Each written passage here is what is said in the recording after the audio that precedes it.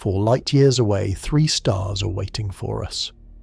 One of them hides an Earth-sized planet, another may hide a gas giant in its habitable zone, and in between us and them, 25 trillion miles of nothing. Our fastest spacecraft would take 75,000 years to cross it. Fusion rockets on paper cut it to 50. Laser-pushed probes could do it in 20. Today you ride along as we break down every real engineering plan to reach Alpha Centauri, from nuclear bomb starships to gram-sized chips riding a beam of light. If this mission briefing grips you, hit subscribe before we leave orbit. Strap in. Countdown starts now. Look up at the southern sky on a clear night and find the brightest star near the Southern Cross. That single point of light is not one star, it is 3, and it sits 25 trillion miles from where you are right now. 25 trillion. Write that number out and it loses meaning fast, so let's make it real. A commercial jet flying at 500 miles an hour, never stopping to refuel, never slowing down for weather. That jet would need about 5 million years to reach Alpha Centauri. The pilot who started the flight would be ancestor to a species that no longer exists by the time the landing gear came down. Drop the jet. Take light itself, the fastest thing in the universe, moving at 186,000 miles every second. A beam of light leaving Earth right now arrives at Alpha Centauri 4 years and 4 months later. That is the speed limit of physics, and it still takes longer than a college degree. Here is the scale trick that actually works. Shrink the Earth and the star we orbit down until the gap between them is just 3 feet. One long stride. On that same scale, the Moon sits about the width of a thumb away. Mars is across the room at its farthest. The edge of our solar system, where Voyager 1 is still drifting, sits about a city block down the street. Alpha Centauri on that same scale, 170 miles away. 170 miles of empty space between every star in our neighbourhood, and Alpha Centauri is the closest one. Everything else is farther. The galaxy is almost entirely gap. This is the wall every engineering plan has to climb, and the wall is the first thing that stops making sense. Because here is the confirmed physics. The distance to Alpha Centauri has not changed in any way that matters for our lifetime. The 3 stars are drifting, yes. Proxima Centauri actually will get closer over the next 30,000 years, sliding in by about 700 billion miles before it starts moving away again. But even at its closest approach, it is still over 3 light-years out. The finish line barely moves. So every mission plan in this briefing has to solve the same math. Distance divided by speed equals time. Distance is locked, which means speed is the only number we get to play with. And speed is where physics starts charging rent. Think about what we have actually built. The fastest object humans have ever launched is the Parker Solar Probe, which hits roughly 430,000 miles an hour when it whips around our star. A real machine, flying today. That number is confirmed. Beautiful engineering, and if you pointed the Parker Solar Probe straight at Alpha Centauri right now, it would get there in about 6,600 years. 6,600 years. Our fastest spacecraft ever. Still an order of magnitude too slow, and that probe is tiny. A car-sized heat shield and some sensors. Scale it up to carry a camera that could actually photograph a planet, or a crew, or fuel for a return trip, and the numbers get worse. Every pound you add slows you down. Every year you add, life support eats more mass. The equation fights you the whole way. Which raises a question the mission planners have been chewing on for 70 years. If our best rocket needs 6,000 years to get there, what are we actually working with? That answer starts with a probe already in flight. Right now, about 15 billion miles from Earth, a machine the size of a small car is drifting through empty space at roughly 38,000 miles per hour. It launched in 1977. It has been flying longer than most people listening to this have been alive. Voyager 1 is the farthest human-made object in the universe. And it is the real-world answer to a question everyone asks. What if we just sent one of our existing spacecraft to Alpha Centauri? The answer is brutal. At Voyager 1's current speed, it would need about 17,500 years to cover a single light year. Alpha Centauri is over 4 light years away. If Voyager were pointed at that star, the trip would take around 73,000 years. Wikipedia. Let that number sit for a second. 73,000 years. That is longer than our species has had written language. Cave paintings at Lascaux are only 17,000 years old. Send Voyager 1 at a star today, and by the time it arrives, the civilization that built it would be a geological layer. And here is the gut punch. Voyager is not even aimed at Alpha Centauri. It is heading in a completely different direction, toward a region of sky where, tens of thousands of years from now, it will pass within a couple of light years of a red dwarf called Gliese 445. That flyby counts as the closest Voyager will ever come to another star. The nearest star in our neighbourhood, the one we actually want to visit, will stay forever out of reach of that particular machine. Why does Voyager go this slowly? Not because its engines are weak. Voyager has almost no engines left. It burned what fuel it had during the 1970s and 80s for course corrections and to swing past Jupiter, Saturn, Uranus and Neptune. Every bit of speed it has now, 38,000 miles an hour, was stolen from those giant planets. Free momentum handed over by gravity itself. That is the technique called a gravity assist. Fly behind a planet along its orbit. The planet's gravity pulls you forward, and you leave with a boost. The planet loses a microscopic sliver of its own orbital speed. You gain a massive push. Voyager used 4 of those slingshots in a row, a planetary alignment that only happens once every 176 years. Without that lineup, Voyager would be even slower, and still 73,000 years to Alpha Centauri. That is the ceiling of what chemical rockets plus gravity assists can achieve. Even when nature hands you a once-per-lifetime alignment and you cash in every favour the solar system offers, the best you can do is a crawl. Here is the stranger part. Voyager is not slowing down. Out in interstellar space, there is almost nothing to rub against. No air, no friction. The probe will keep moving at roughly this speed essentially forever, barring an unlikely collision. Which means if we launched a copy of Voyager today, aimed perfectly at Alpha Centauri, the arrival date would be somewhere around the year 75,000 of the Common Era. That is not an engineering mission. That is a time capsule with a camera. The builders would be dust. The country that launched it would not exist. Any photos that made it back, which is a whole separate impossibility, would arrive in a civilization nobody today could recognize. So chemical rockets plus gravity slingshots give us a clear answer. They can do it. They just cannot do it in any time frame that matters to humans, which means the rocket itself has to change. And right at that frontier, physics stops being cooperative. Every rocket that has ever launched from Earth works the same way a balloon does when you let it go. Something hot shoots out one end and the rocket gets pushed the other way. The Saturn V that flew astronauts to the moon.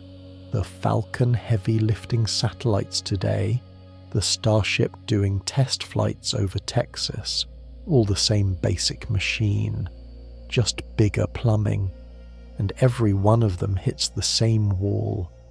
The wall is a ratio. To go faster, you burn more fuel, but the fuel has weight, so you need more fuel to lift the extra fuel, which itself needs more fuel. The equation curves upward fast, and by the time you try to reach Alpha Centauri in any reasonable time frame, the fuel tank has to be bigger than the known universe. A mission planner named Konstantin Tsiolkovsky worked this out back in 1903. His equation is still the most feared piece of math in rocket engineering. It says, in plain terms, chemical fuel can only push you so hard before it eats itself alive. The hard ceiling for chemical rockets is about 60,000 miles per hour. That is roughly the speed New Horizons reached on its way to Pluto, and it's close to the best we've ever squeezed out of burning stuff in a nozzle.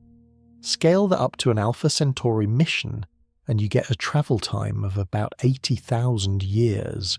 Slower than Voyager. The mission got worse, not better. Why? Because to go faster you need a bigger rocket. A bigger rocket carries more fuel.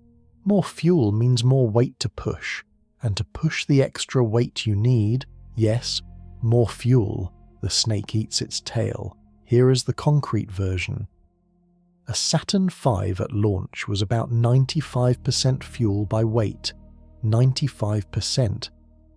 That giant three-stage monster that looked like raw American engineering on the launch pad was almost entirely just a flying gas tank with a thimble of useful payload on top. And that machine could barely get 3 men to the moon and back. To reach Alpha Centauri in any human time frame using the same kind of fuel, the rocket would need to be so heavy that gravity would pull it into its own core before it ever left the pad. Engineers ran these numbers decades ago. The verdict is confirmed. You cannot reach another star with chemical propulsion. Not in 1,000 years. Not in 10,000. The fuel required breaks physics before it breaks the atmosphere. So engineers asked a smarter question. What if the push came from something other than burning stuff? And this is where the math starts offering a narrow exit. Instead of carrying your fuel as a giant tank of chemicals, what if the energy came from something much more concentrated, like splitting atoms, or fusing them, or, here is the wild one, not carrying fuel at all and letting a beam from back home push you the whole way? Each of those ideas has a real engineering team behind it. Real blueprints, real cost estimates. Some of them have names you have never heard. Orion, Daedalus, Longshot, Starshot. Each one tried to break past the chemical wall. Each one got part way. Each one ran into a different flavour of impossible. The worst of them is the wildest. A spacecraft the size of a cathedral, pushed forward by detonating atomic bombs behind it, one every second for weeks. They actually built parts of it, and then they buried the whole project before it could launch. Before we burn any bombs, there is one more free trick the mission planners try first, the gravity slingshot. Voyager used it. New Horizons used it. Every deep space probe humans have sent past Jupiter has used it, and it sounds like a cheat code. Grab speed from a planet, pay nothing for it. The physics is confirmed, and it is beautiful. You fly your spacecraft behind a massive planet along its orbital path. The planet's gravity reaches out and pulls your ship forward. As your ship picks up speed, it tugs backward on the planet, but the planet is 1 trillion times heavier than you, so it barely notices. You leave the encounter going faster than you arrived. The planet loses a laughably small amount of its own orbital momentum. Everyone walks away happy, except the planet, which just got robbed at gravitational gunpoint. Voyager 2 did this 4 times in a row. Jupiter, Saturn, Uranus, Neptune. Each slingshot added thousands of miles per hour. By the final flyby, Voyagers are moving so fast relative to our star that it will never come back. That is called reaching solar escape velocity, and gravity assists made it possible without burning a single extra drop of fuel. So the obvious question is, can we gravity assist our way to Alpha Centauri? The answer is almost yes, and almost yes is not yes. The theoretical best for this technique involves something called an Oberth maneuver, where you fire your engine at the exact moment you're closest to our star, basically using our star's gravity well as a launching ramp. Get deep enough into the well, burn hot enough, and the combination of gravity and thrust catapults you outward at a speed no chemical rocket could reach on its own. Mission planners at NASA have studied this seriously. The proposals have names like Solar Probe Plus and the Oberth Dive. The problem is the temperature. To get close enough to our star for the slingshot to do real work, you need to dive inside the orbit of Mercury, maybe much deeper. At that range, you're inside a furnace that will vaporize any normal spacecraft in minutes.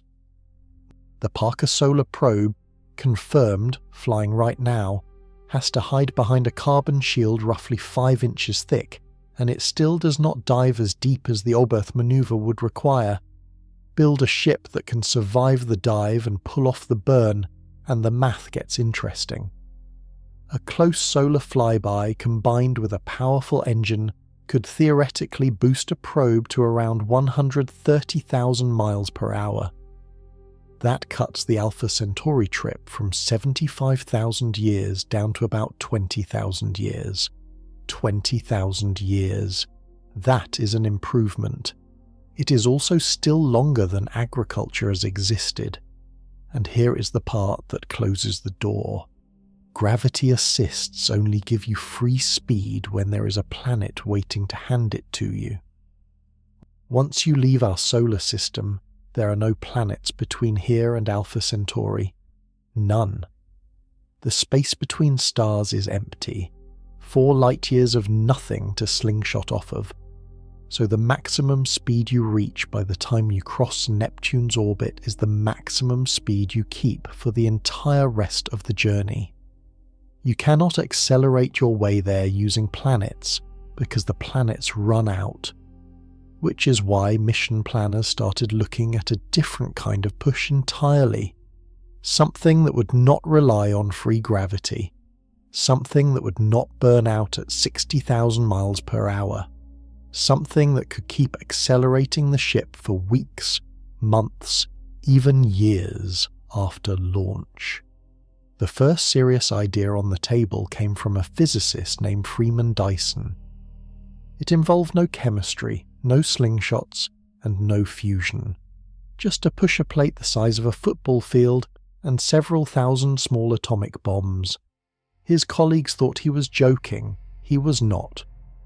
Before the atomic bombs, one more real-world number, the current speed record holder, a machine flying right now, built by humans, that has gone faster than anything else we have ever made.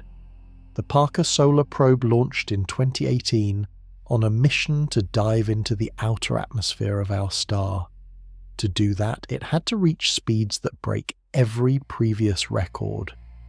In late 2024, it hit around 430,000 miles per hour at its closest approach. Confirmed data. That is about 1/19 of 1% of the speed of light. 430,000 miles per hour is hard to feel, so translate it. The Parker Solar Probe crosses the distance from Los Angeles to New York, the whole width of the United States, in about 11 seconds. A bullet from a rifle would still be halfway across Nevada when Parker had already landed in Manhattan. If Parker Solar Probe flew around the Earth at ground level, it would lap the planet in under 2 minutes. That is the fastest thing a human has ever pushed out of a launch pad. Now point it at Alpha Centauri. The math is clean. 4 light years divided by 1/19th of 1% of light speed gives you roughly 6,600 years. 6,600 years at our absolute best current speed. To put that in perspective, 6,600 years ago the pyramids had not been built yet. The wheel was new technology. Writing had barely been invented in one corner of Mesopotamia. Send the Parker Solar Probe toward Alpha Centauri at the dawn of recorded civilization, and it would only be arriving now. And even this record-breaking speed is not the probe's normal cruise. Parker reaches that peak only at perihelion, the moment it whips closest to our star. For most of its orbit it is moving much slower. If you took the probe out of its solar slingshot and aimed it into the void, it would cross interstellar space at something closer to 100,000 miles per hour, which pushes the travel time back up toward 30,000 years. So here is the honest accounting on what humans have actually built and flown. Voyager 1, cruising at 38,000 miles per hour in interstellar space, 75,000 years. New Horizons, around 36,000 miles per hour, about 78,000 years. Parker Solar Probe at its peak, stolen from our star speed, roughly 6,600 years. None of these numbers are civilizations. They are geological epochs. There is a harder truth hiding in those numbers. Every one of those spacecraft carries almost no useful payload. Voyager's cameras, radios and instruments total a few hundred pounds.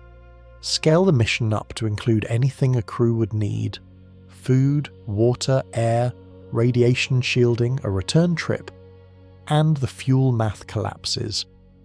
You need more fuel to carry the crew's supplies, more fuel to carry that fuel, more fuel to carry the fuel for the fuel. By the time the equation settles, the rocket weighs more than our star. This is why chemical propulsion is a dead end. It is not slow because we have not tried hard enough. It is slow because the physics of burning molecules caps out at about 60,000 miles per hour, and no amount of engineering genius gets you past that wall without a fundamentally different kind of energy. Different kind of energy. Those 4 words are where the mission plan stops being about bigger tanks and starts being about splitting atoms. The first person to sketch that idea on a napkin was a physicist who had just watched humanity detonate its first hydrogen bombs.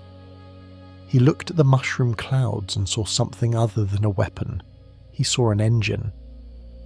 In 1958, at a research facility in La Jolla, California, a physicist named Freeman Dyson walked into a room with a truly unhinged proposal.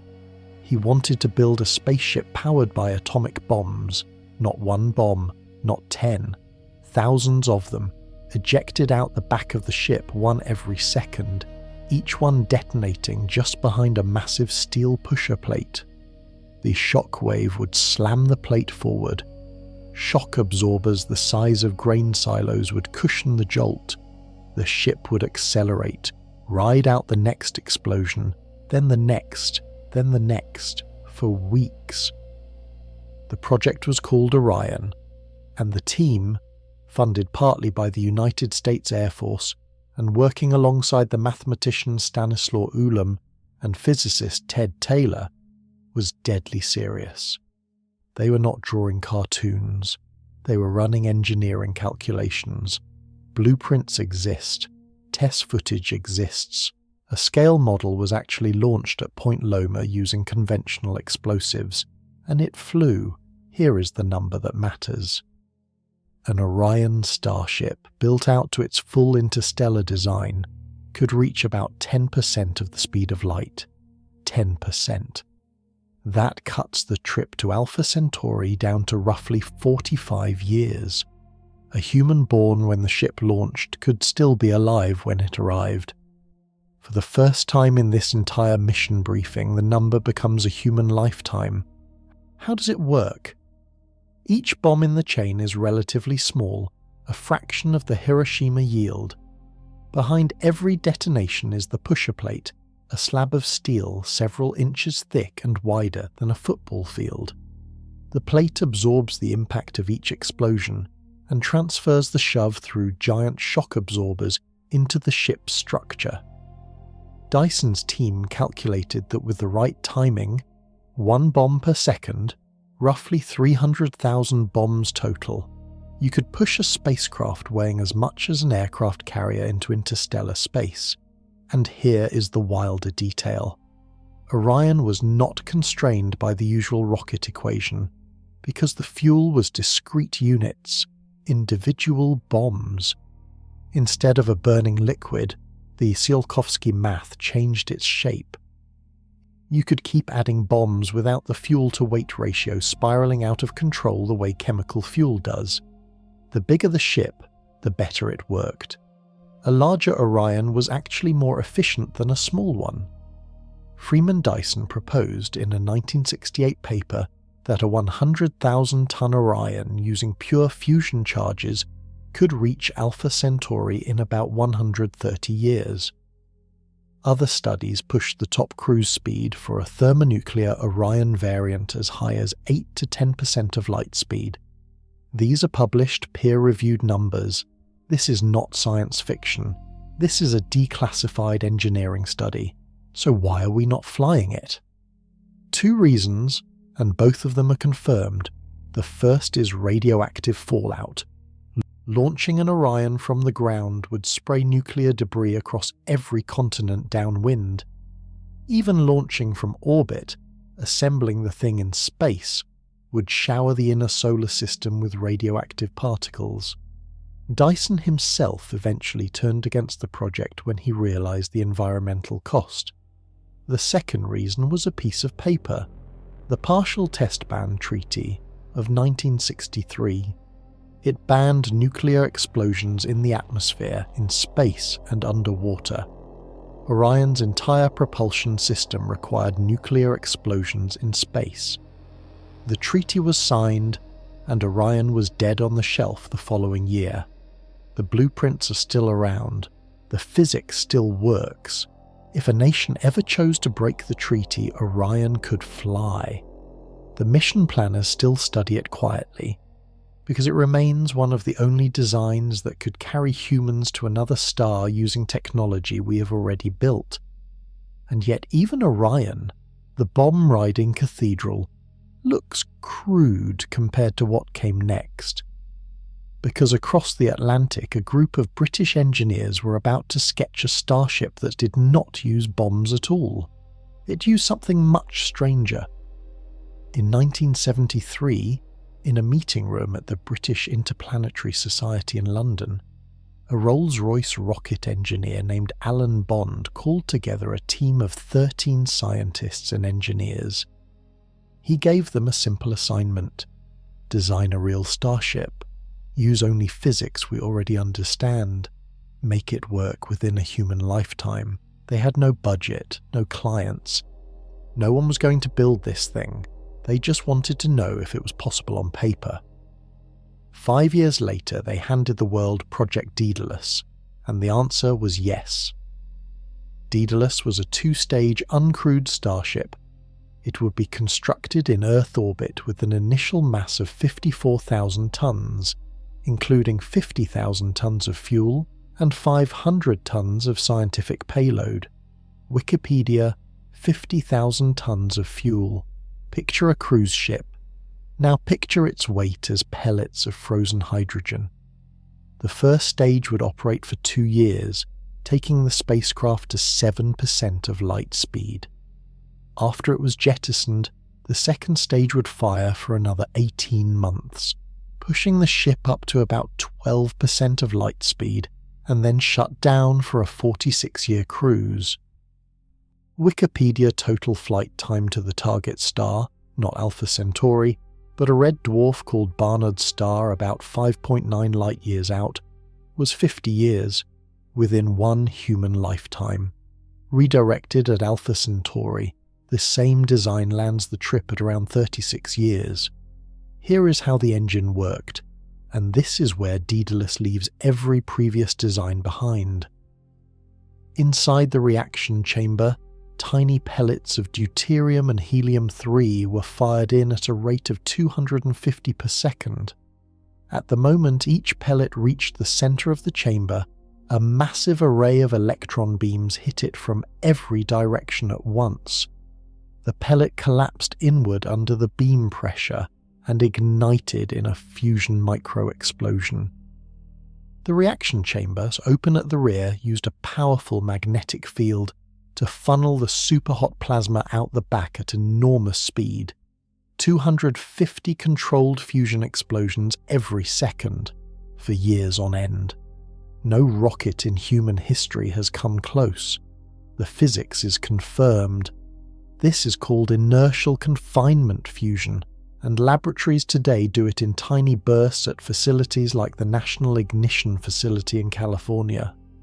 Daedalus just scaled it up to Starship size. The engineering is hard but not impossible.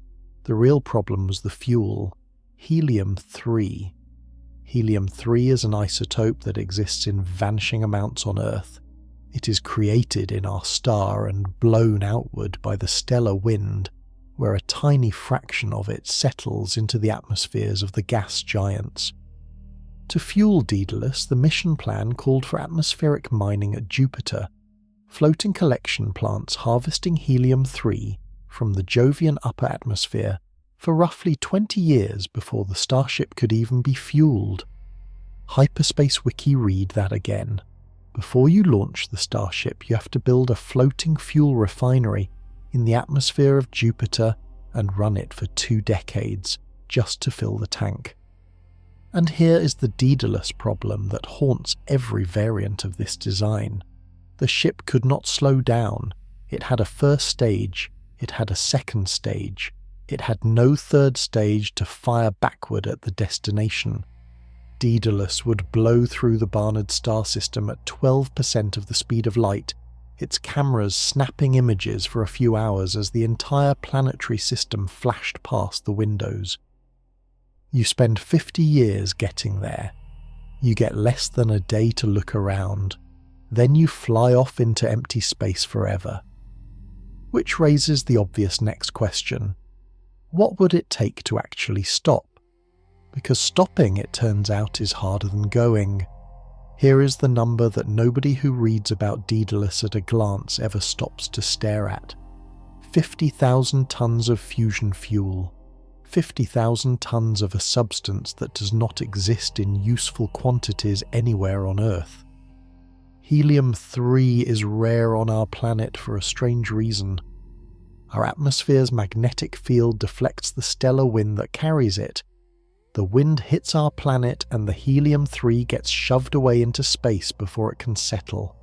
Earth's entire known reserve of helium-3, every atom mined, collected and stored in every laboratory and government facility at the planet, totals a few hundred pounds. Daedalus needs 50,000 tons.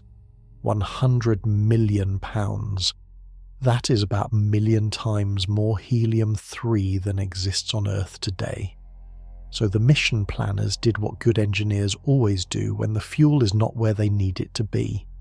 They went and got it somewhere else. The target was Jupiter's atmosphere. The outer layers of the gas giant contain helium-3 mixed in at trace concentrations, tiny amounts per ton of gas. But Jupiter is enormous. Extract enough gas, you get enough helium-3.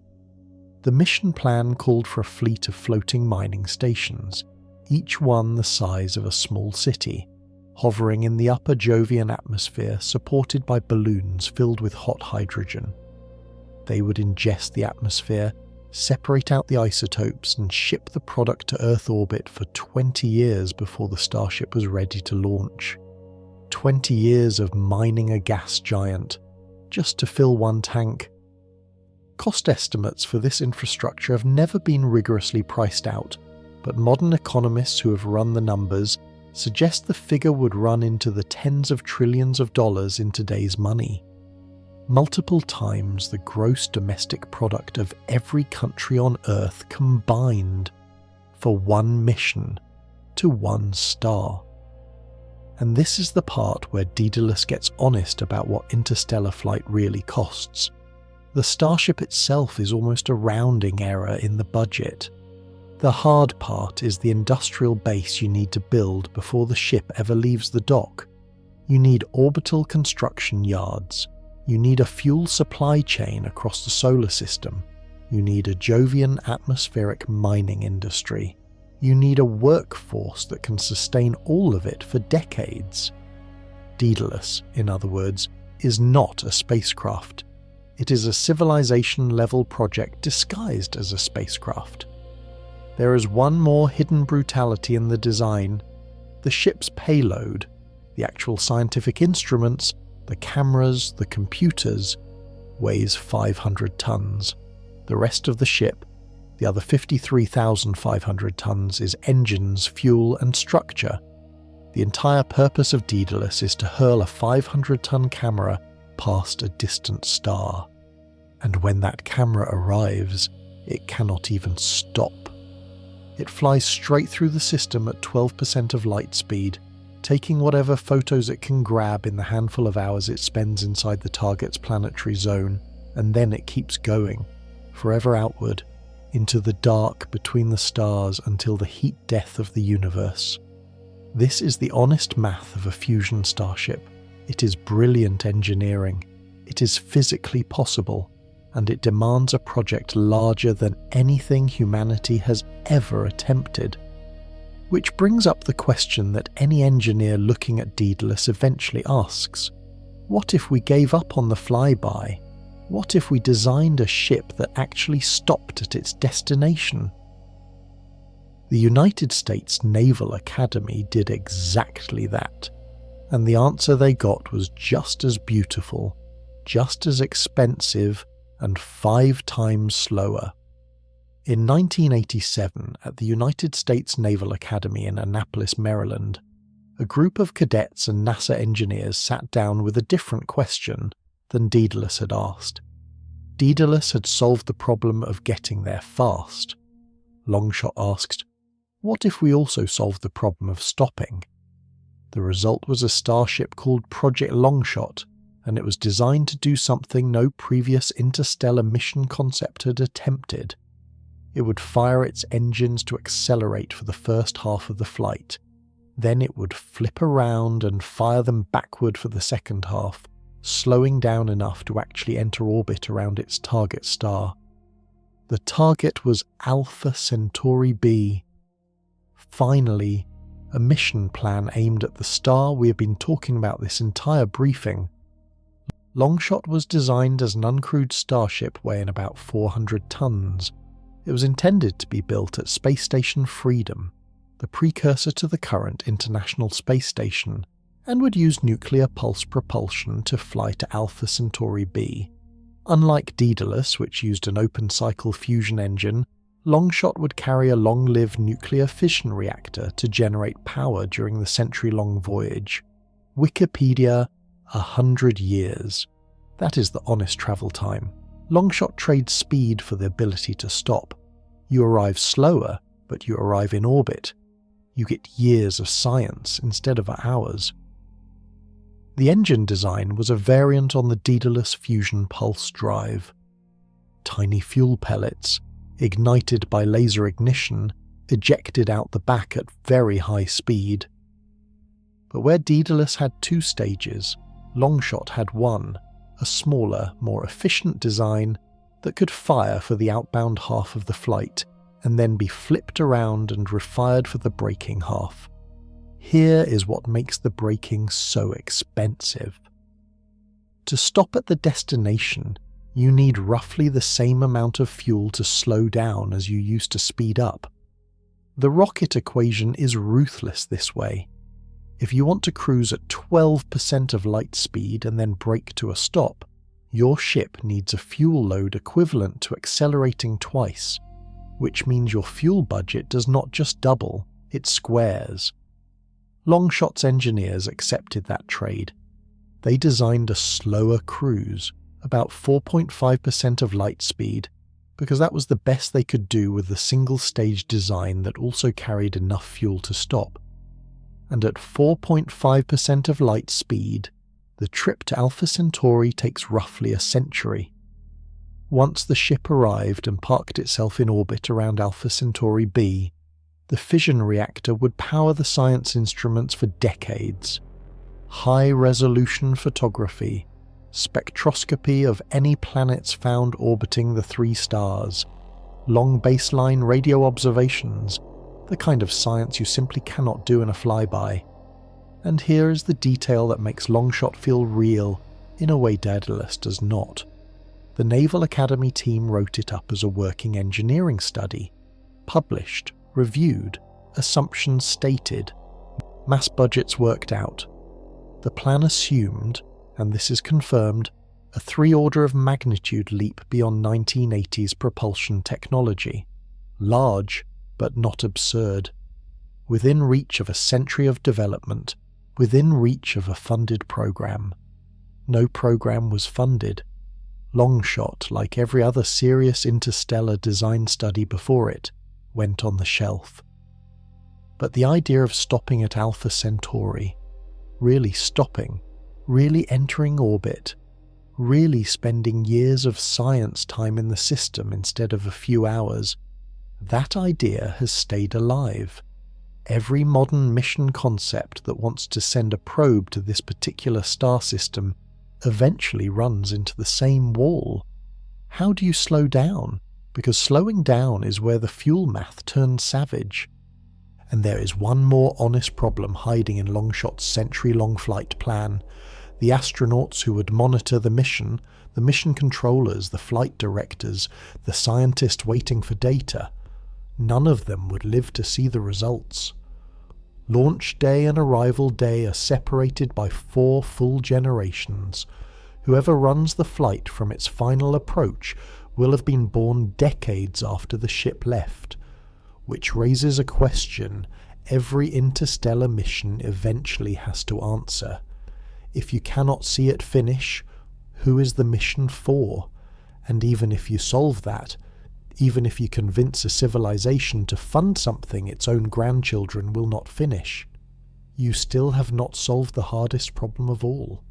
You still have to figure out how to stop. Here is the dirty secret hiding inside every interstellar mission plan. Getting up to speed is the easy half. Stopping is the hard half. The rocket equation does not just add extra fuel when you want to slow down, it multiplies it. If your cruise speed requires a certain fuel load to reach, then braking back to a stop requires the same fuel load again, but now carried the entire way. You're hauling your brake fuel across 4 light years before you ever use it, and that brake fuel has weight, which means you need more fuel to accelerate the brake fuel, which means you need more fuel to accelerate the fuel that accelerates the brake fuel. The snake eats its tail, but this time the snake is twice as long. Real numbers make it brutal. A fusion starship designed to cruise at 12% of light speed and then stop at the destination needs a total fuel mass roughly 4 times that of a flyby version with the same payload. Not twice. 4 times. That turns Daedalus's 50,000 tons of fuel into 200,000 tons, which in turn requires a much bigger ship to hold the fuel, which requires even more fuel. The design spiral gets ugly fast, so what have mission planners tried to do about it? One answer is decoupling. Send a heavy fast stage and a small light stage. The fast stage handles the outbound push. The small stage separates near the destination and does the braking on its own, with a much smaller fuel budget. This is why Longshot aimed for a lower cruise speed. 4.5% of light speed is braking compatible in a way that 12% simply is not. Another answer is to use the destination itself as a brake. This is where things get clever. A proposal published by astrophysicist René Heller and his colleague in 2017 sketched out a photogravitational assist, essentially a reverse slingshot where the starship uses the gravity and radiation pressure of the target star to shed speed. Approach Alpha Centauri at the right angle. Let the star's gravity pull you into a tight turn. Let its light pressure push against an enormous sail to bleed off momentum. Emerge on the other side, moving slowly enough to enter orbit. The math is confirmed. The technique works on paper, but it requires a sail that is both much larger and much lighter than anything we know how to build today. The proposal calls for a sail structure that is far beyond the Starshot sail design, and the travel times stretch out dramatically. A probe using this technique to rendezvous at Alpha Centauri would take around 140 years. Wikipedia, 140 years to enter orbit, versus 20 years to fly past and see nothing. That is the trade, and every mission plan has to pick a side. Fast flyby, blink and you miss it science, 40-year wait for the results, or slow rendezvous, decades of real data, a century and a half of patience. There is another break concept called a magnetic sail, or magsail. It works by deploying a huge loop of superconducting cable in space. The loop generates a magnetic field.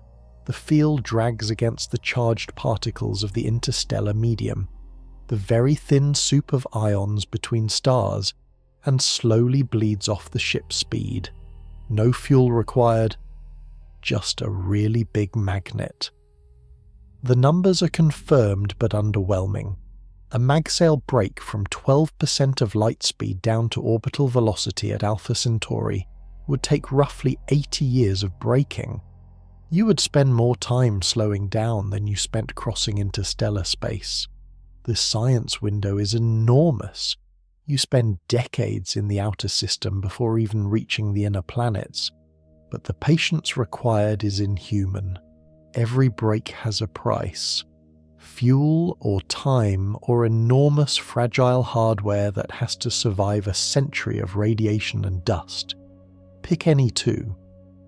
Which is why, right around the time Longshot was gathering dust on a Naval Academy shelf, a different kind of mission planner walked into the room.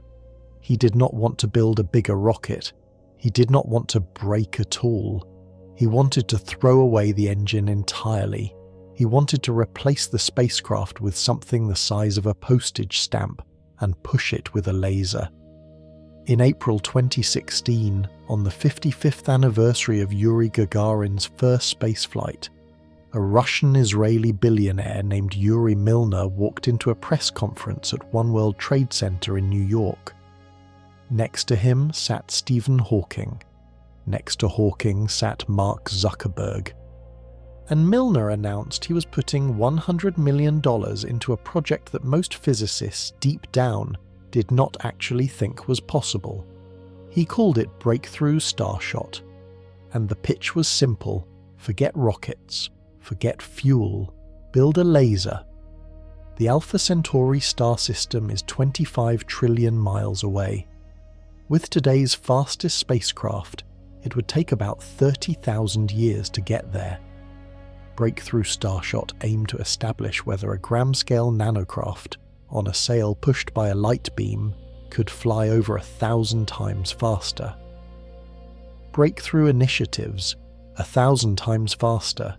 20 years of travel, 4 more years for the radio signal to come home, 24 years from launch to seeing the photos, 1 human career. Here is how it works. On the ground, probably in a desert, probably at very high altitude, you build a laser array. Not one laser, thousands of individual laser units, all firing in perfect sync, combining into a single beam. The combined power of this array is 100 gigawatts. For reference, that is roughly the total electrical generating capacity of the state of California when all the power plants are running. Compressed into a beam about the width of a city block. In orbit, a mothership releases a tiny spacecraft, not a rocket, a postage stamp. Each craft is a gram-scale wafer carrying cameras, photon thrusters, power supply, navigation and communication equipment, and constituting a fully functional space probe. Earth-sky, attached to the back of this chip, is a sail, a silvery disc a few yards across, thinner than a human hair, weighing almost nothing. The laser fires. The beam hits the sail. For 10 minutes, the little chip is shoved forward by raw light pressure. At the end of those 10 minutes, it is moving at 20% of the speed of light. 10 minutes. That is the whole acceleration phase. Not decades, like Daedalus. Not years, like Longshot. 10 minutes. After that, the chip coasts. 20 years of silent flight through interstellar space. No engine, no fuel, no moving parts. The system would allow a flyby mission to reach Alpha Centauri in just over 20 years from launch, beaming home images of its recently discovered planet Proxima b and the other planets that may lie in the system, as well as collecting other scientific data such as analysis of magnetic fields. Breakthrough initiatives. The physics checks out. The concept violates no laws. Light pressure is real. Every photon carries momentum, and when enough of them hit a mirror, they push. Solar sails have already flown in space. Lightsail 2, built by the Planetary Society, has been up there confirming the technique for years. The Starshot bet was that if you built a laser powerful enough and a sail light enough, you could skip the rocket equation entirely. No fuel carried, no weight to accelerate. Just a kite in a hurricane of light, and the hurricane is aimed from the ground. Milner did not propose sending one chip. He proposed sending 1,000. The launch would not be a single mission.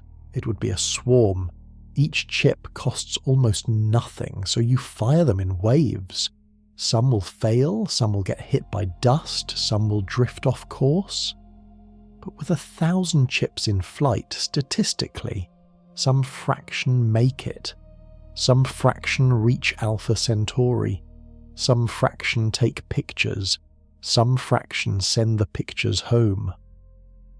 For the first time in the entire history of interstellar mission design, here was a plan that did not require civilization-scale infrastructure. No Jovian atmospheric mining, no nuclear bomb factories, no century of international treaty renegotiation.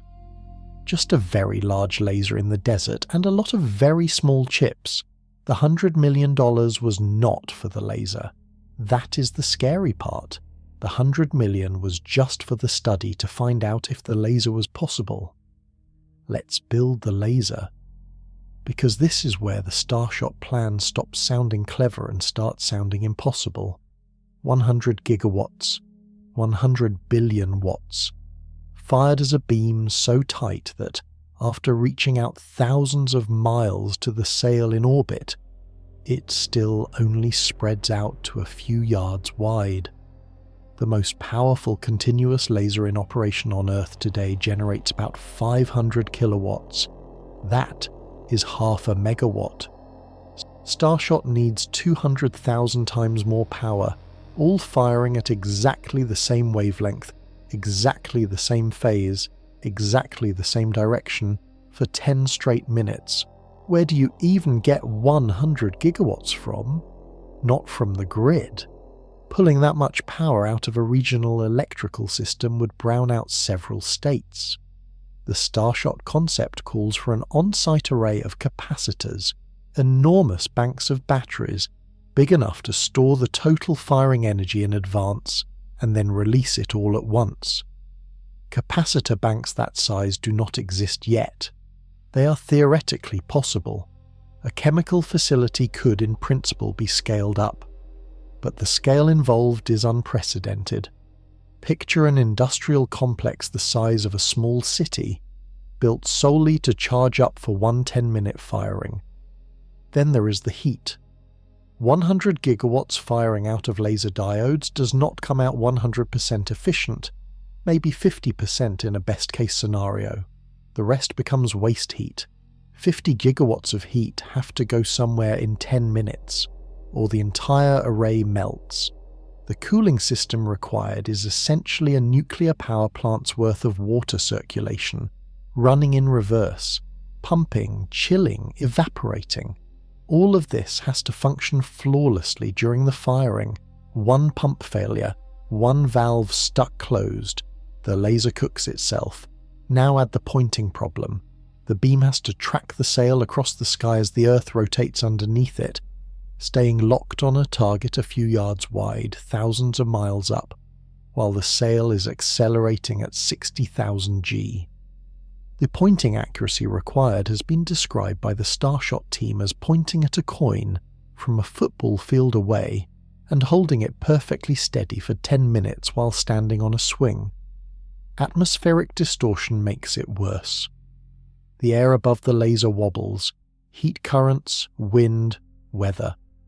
Any wobble in the atmosphere deflects the beam by a hair, which at target range means missing the sail by yards. Starshot engineers have proposed using adaptive optics, mirrors that flex thousands of times per second to correct for atmospheric shimmer in real time. Adaptive optics exist. They work at astronomical telescopes. Scaling them up to handle a 100 gigawatt beam is a different problem entirely, and the sail has its own nightmare. It has to be nearly perfectly reflective, more than 99.9%, or it absorbs too much of the beam's energy and vaporizes in the first second. It has to survive accelerations that would crush a human to paste. 60,000 G of force applied across a disc thinner than household plastic wrap. One tear, one wrinkle, one manufacturing flaw, and the sail rips apart before it has moved a mile. The breakthrough Starshot team spent years researching these problems. Real papers, real experiments, real engineering progress on almost every sub-problem. The sails got thinner, the laser designs got more efficient, the guidance math got tighter, but the overall price tag climbed. Early estimates ran around $10 billion for a working prototype array. Later estimates ran past $50 billion. Some independent analyses pushed the number to over $100 billion. And that was just for the laser. The chips, the mothership, the ground tracking network, the receiver telescopes. All extra. Meanwhile, a tiny problem no one had fully accounted for was sitting inside the chip itself. Because even if you get the laser built, even if you nail the sail, even if every engineering miracle lines up perfectly, the chip that is about to be accelerated is still going to experience, in the first second of firing, a force that ought to turn it into a fine silicon paste. 60,000 G. And it has to keep working on the other side. Slap a ruler out of your hand and it clatters to the floor. That fall generates about 1 G of acceleration, the normal pull of gravity. A roller coaster at a theme park peaks at around 5 G on its most aggressive drops. Fighter pilots in a hard combat turn can hit 9 G, and most of them start to grey out from blood leaving the brain. The Starshot chip, during its 10-minute laser push, experiences about 60,000 G, 60,000 times Earth's gravity, applied continuously for 10 minutes. To feel what that means, imagine a grain of sand resting on a table. Multiply its weight by 60,000. A grain of sand under that force weighs roughly as much as a pickup truck. Every single atom in the chip experiences that same multiplied pull. Every transistor, every circuit trace, every solder joint. Ordinary electronics turn into soup under that kind of load. Hard drives would shatter, capacitors would crack, silicon wafers would fracture along their crystal planes.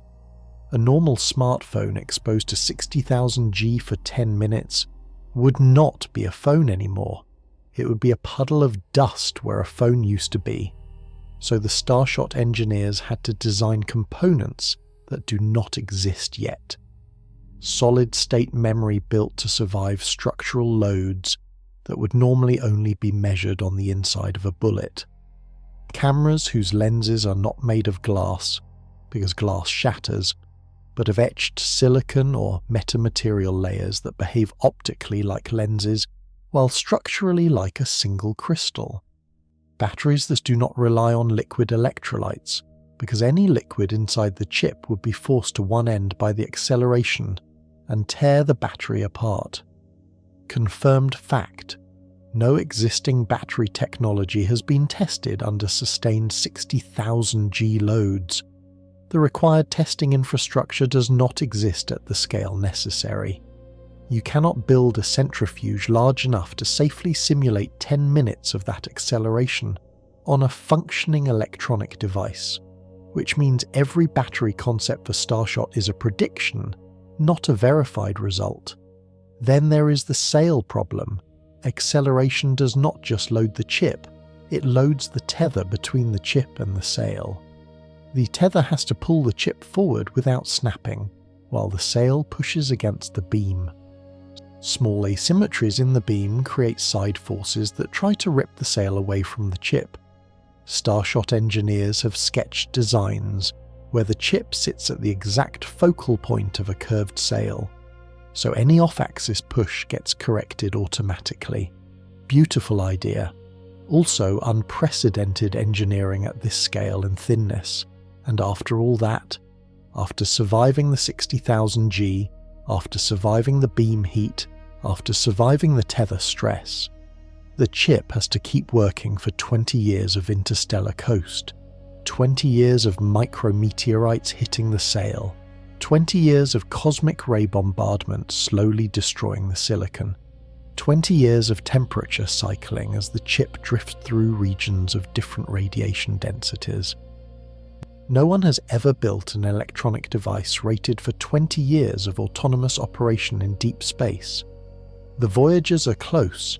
They have been running for over 40 years, but Voyager was built with room for redundancy, backup systems, heavy shielding.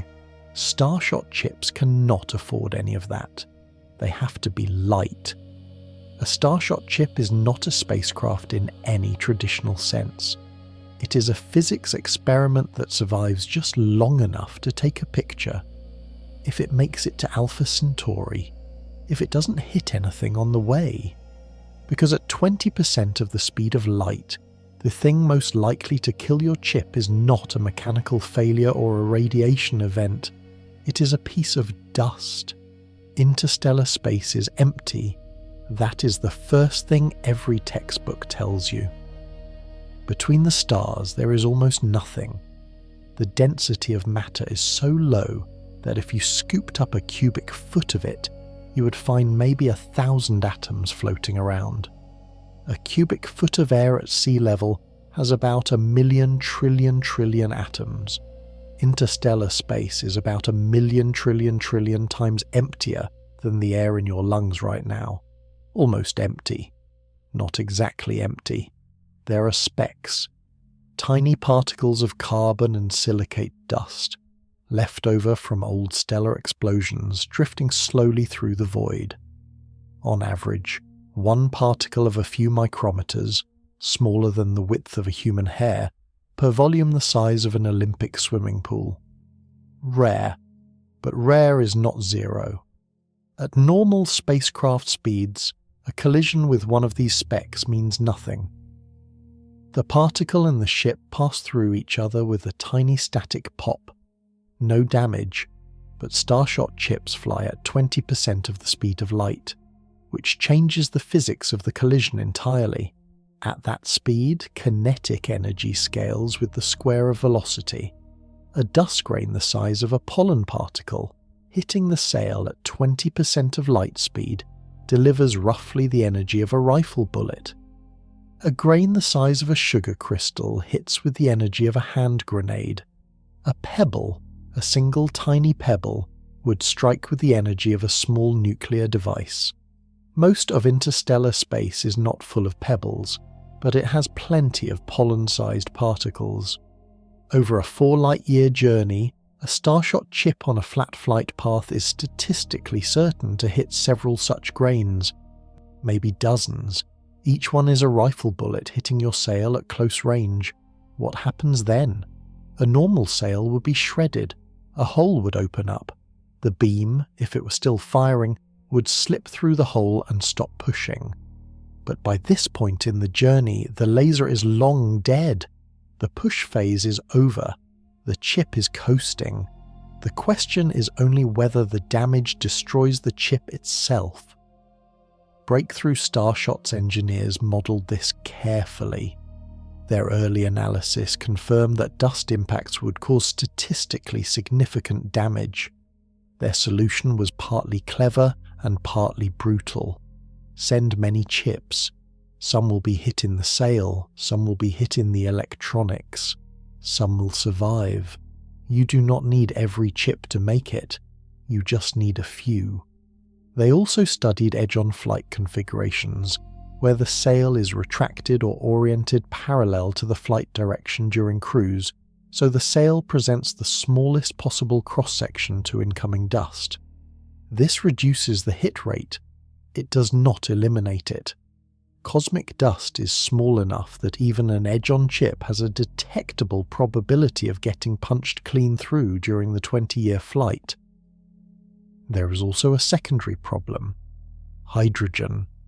Space is full of individual hydrogen atoms stripped of their electrons drifting freely through the interstellar medium. A chip ploughing through them at 20% of light speed treats each hydrogen nucleus as a miniature proton bullet.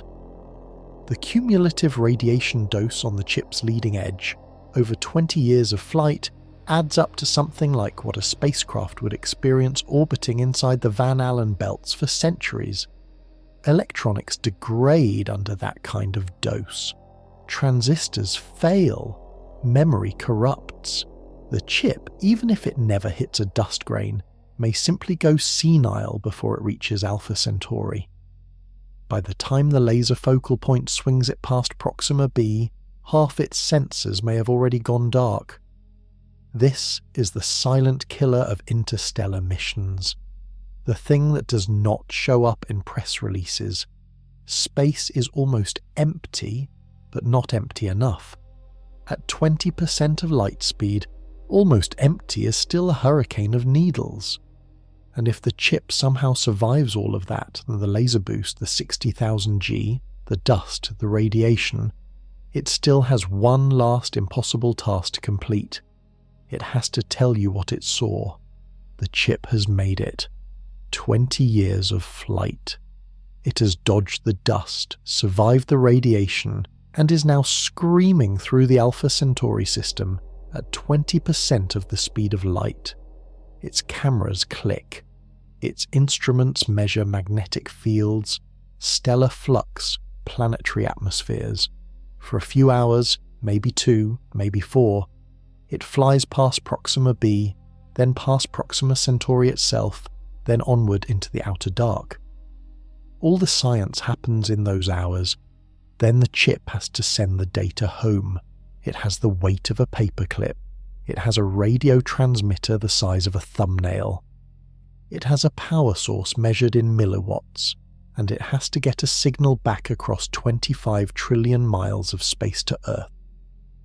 The chip's laser communicator, using the light sail as the primary reflector, would be capable of data rates of 2.6 to 15 baud per watt of transmitted power at the distance to Alpha Centauri, assuming a 30-meter diameter receiving telescope on Earth.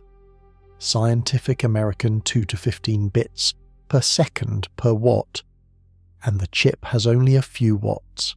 A single photograph, even heavily compressed, would take hours or days of continuous transmission to get home. Here is the physics of why this is so hard. Radio signals, like all electromagnetic waves, spread out as they travel. A signal from a chip at Alpha Centauri arrives at Earth smeared across a patch of sky thousands of miles wide. The signal that actually lands on a receiving telescope is a microscopic fraction of what was transmitted. One photon here, one photon there, a whisper so faint that the receiver has to count individual light particles. Building the receiver is its own project. You need a telescope 30 meters across, roughly the size of the largest ground-based telescopes currently under construction, tuned specifically to the chip's laser wavelength. You need detectors cooled to within a fraction of a degree above absolute zero, because warm detectors generate their own noise that would drown out the signal. You need software that can extract patterns from what looks, at first glance, like pure randomness, and you need time, a lot of time. The signal would arrive on Earth weak, but with just enough photons for Starshot's receiver to pick it up. Scientific American, that is the confirmed Starshot baseline. A handful of photons per minute, each one representing a single bit of data. Receiving a single image could take weeks. Receiving all the chip's data from a swarm mission could take years. Then add the speed of light delay. Alpha Centauri is over 4 light-years away. That means the signal, travelling at the speed of light, takes over 4 years and 4 months to reach Earth. Whatever the chip sees in its flyby, nobody on Earth knows about for 4 more years. The chip transmits. The signal crawls through space. Eventually, on a quiet night at a mountain observatory somewhere, a photon arrives at a cooled detector and gets logged as data. The chip itself is long gone by the time the picture arrives. It flew past Alpha Centauri 20 years ago by the time the transmission even begins, and then the signal spends another 4 years in flight. Total mission time from launch to first image, about 24 years. The engineers who built the laser array have been retired for a decade. The physicist who wrote the first paper on the concept may not be alive to see the photo. This is the bargain of every interstellar mission. You build it, you launch it. You do not get to see the result in any reasonable fraction of your career.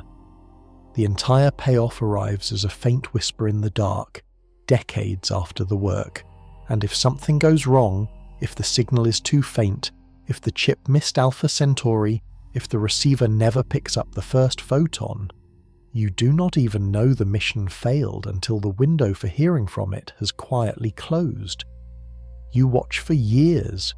Nothing comes. Eventually you stop watching. There is no funeral for a lost probe, just silence that slowly becomes permanent.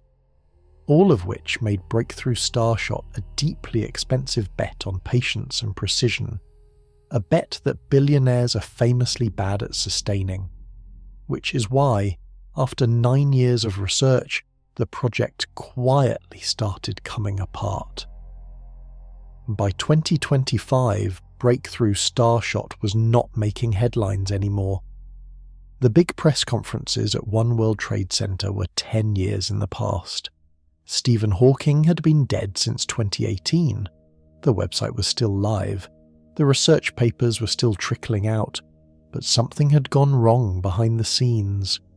In September 2025, Scientific American published a long investigation under the headline, "The Quiet Demise of Breakthrough Starshot." The article detailed how the project had effectively stalled, funding had slowed, key researchers had moved on, and the roadmap to an actual working prototype had grown longer, not shorter, with each passing year. Scientific American. The original vision had been ambitious but finite. 10 minutes later, the spacecraft would be zooming at 20% of light speed and already halfway to Mars, a journey that takes months with current technology. At that rate, it would hit Alpha Centauri, specifically Proxima Centauri, within 20 years. Scientific American. What actually happened in the 9 years between announcement and collapse was a pattern familiar to anyone who's followed a moonshot project. Early optimism, breakthrough papers on individual subsystems, sail materials, laser phasing, chip fabrication. And then the slow discovery that every single subproblem was harder than expected. The cell materials research produced promising samples at laboratory scales, but nobody could figure out how to make them at the square meter scale needed for flight. The laser phasing math worked on paper for small arrays, but ramping to 100 gigawatts kept running into thermal and timing issues nobody had predicted. Breakthrough Starshot was a research and engineering project led by Breakthrough Initiatives, funded by Yuri and Julia Milner, and announced in 2015 by the late physicist Stephen Hawking. Peter Pixel, the $100 million that Milner committed was for research only. It was never meant to fund the final laser construction, which early estimates pegged at somewhere between $10 and $100 billion. That next round of funding never came, and this is an important honest note about every interstellar mission plan in this briefing. They all have this same problem. Orion had it, Daedalus had it, Longshot had it. The first $100 million gets you a feasibility study and some optimistic papers. The next $10 billion gets you a prototype that actually works. But nobody wants to write the $10 billion check for a project whose payoff arrives decades after the investor is dead. Interstellar flight is what economists call a multi-generational capital project.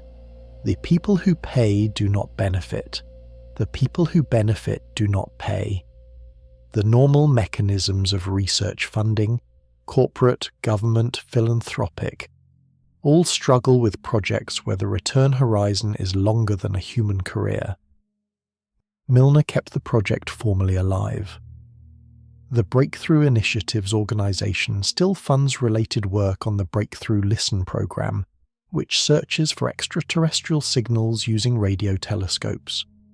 That program is still delivering results. But Starshot itself, the specific plan to actually send a chip to Alpha Centauri, has lost momentum. There are still teams working on the physics. The University of California at Santa Barbara runs a related program called Starlight, studying laser-pushed light sails. The European Space Agency has funded smaller-scale investigations. Academic groups around the world continue to publish papers on subproblems like beam steering and sail stability. The science is alive, the integrated mission is not. This tells us something honest about interstellar flight as a project. It is not just a technology problem. It is not just a fuel problem. It is not just an engineering problem. It is a problem of sustained civilizational attention. You have to keep the budget funded, the researchers employed, the facilities running, and the political support coherent for a period of time longer than most countries remain stable. Humanity, for all its ambition, has not historically been good at that. There is one last technology concept that the most optimistic mission planners still talk about. A fuel so energy-dense that 1 gram of it releases more energy than tons of hydrogen fusion fuel. A substance that could, in theory, power a starship that makes Daedalus look primitive. It is called Antimatter. And right now, after 70 years of research, all the antimatter humans have ever produced, combined, weighs about as much as a sneeze. There is a substance in the universe so energy-dense that 1 gram of it, properly annihilated with 1 gram of regular matter, releases about as much energy as the largest nuclear weapon ever detonated. Not a kiloton, not a megaton. The full yield of a full-scale strategic warhead released from 4 grams of fuel. It is called antimatter. Every particle of ordinary matter has an antimatter counterpart, a mirror image twin with opposite electric charge. When a particle and its antiparticle meet, they destroy each other completely, converting 100% of their mass into pure energy. No other reaction in the known universe is that efficient. Fusion converts less than 1% of mass to energy. Fission converts even less. Antimatter converts all of it. For interstellar mission planners, that conversion ratio is the holy grail. A starship running on antimatter annihilation would not need 50,000 tons of fuel like Daedalus. It would not need floating mining stations on Jupiter. In theory, a few pounds of antimatter, or even a few ounces, could power a round trip to Alpha Centauri with decelerating, orbiting and returning all included. The physics is confirmed. Antimatter is real. It has been produced in particle accelerators at CERN, at Fermilab at Brookhaven. It is not a theoretical construct. It is a measurable, storable, manipulatable substance. There is exactly one problem. Humans have produced, in the entire history of our species, approximately 1 nanogram of antimatter, 1 billionth of a gram, total, all of it, added together across every accelerator, across every decade. A nanogram. A nanogram is not a rocket fuel.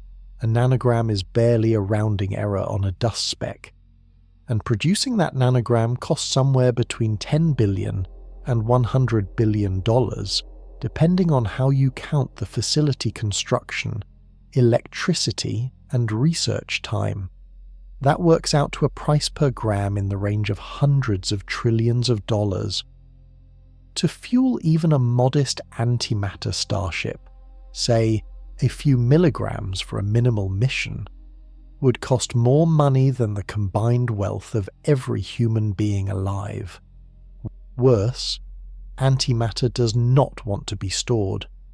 Any time an antimatter particle touches ordinary matter, a wall, a container, a molecule of air, it annihilates instantly in a flash of gamma radiation. The only way to store antimatter is to hold it suspended in a vacuum, trapped by powerful magnetic fields in a device called a penning trap. These traps exist. They work. They can hold antimatter for days or weeks. They cannot hold the quantities needed for a starship, and they cannot hold it for the decades of flight time involved.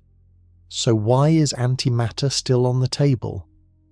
Because every few years, a research group publishes a paper suggesting that production costs could, in principle, drop by many orders of magnitude if specific technologies advanced in specific ways. New accelerator designs, laser-driven antimatter production, harvesting naturally occurring antimatter from the Van Allen belts, where tiny amounts of antiprotons have been confirmed to accumulate.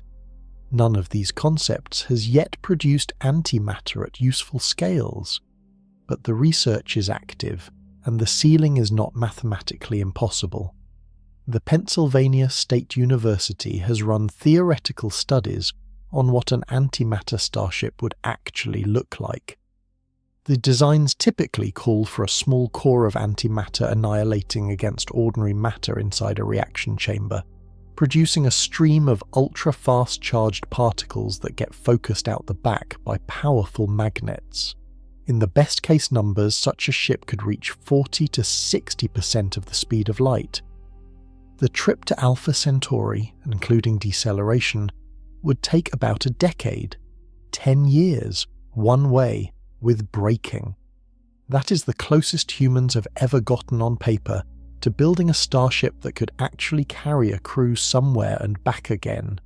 It just requires an industry to make antimatter in bulk, which does not exist, which may not ever exist on the scale required, which remains the single biggest gap between the dream and the build. And yet antimatter is not even the wildest concept on the mission planner's desk, because sitting right next to it is an idea that does not require carrying any fuel at all. An engine that scoops its fuel out of the vacuum itself, grabbing individual hydrogen atoms from the empty space between stars and burning them in flight. It was proposed in 1960. Every generation of physicists since has taken a swing at making it work, and every generation has come to the same uncomfortable conclusion. In September 2009, on the 30th anniversary of the original Daedalus report, members of the British Interplanetary Society gathered in a conference hall in London alongside scientists from the Tau Zero Foundation.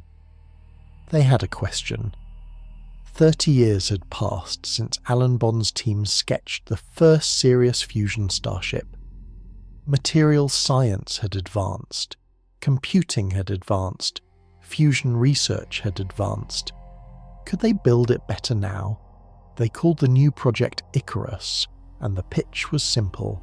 Take everything Daedalus got wrong, fix it.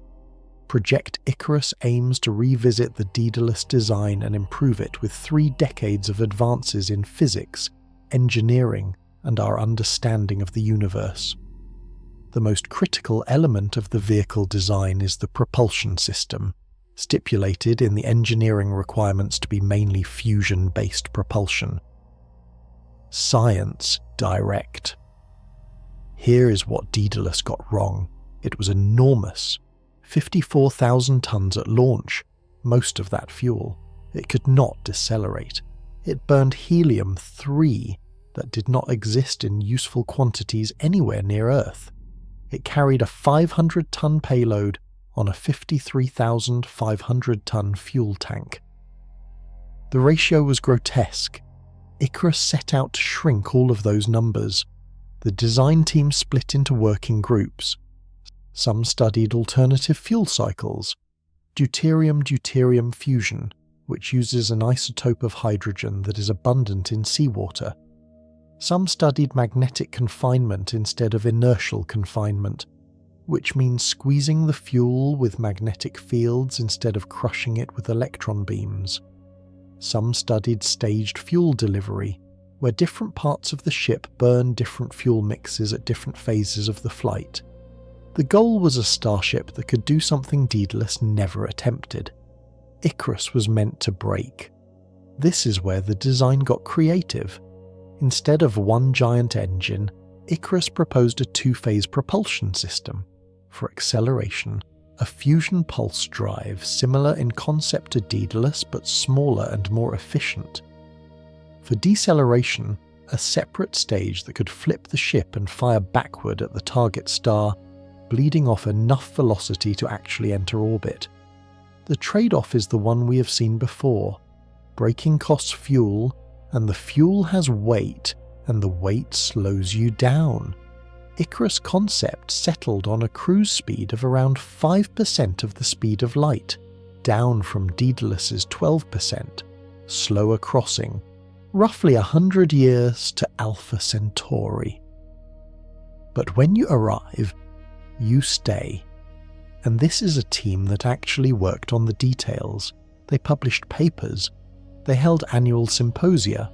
They produced sub-designs for the reaction chamber, the magnetic nozzle, the navigation system, the communications relay.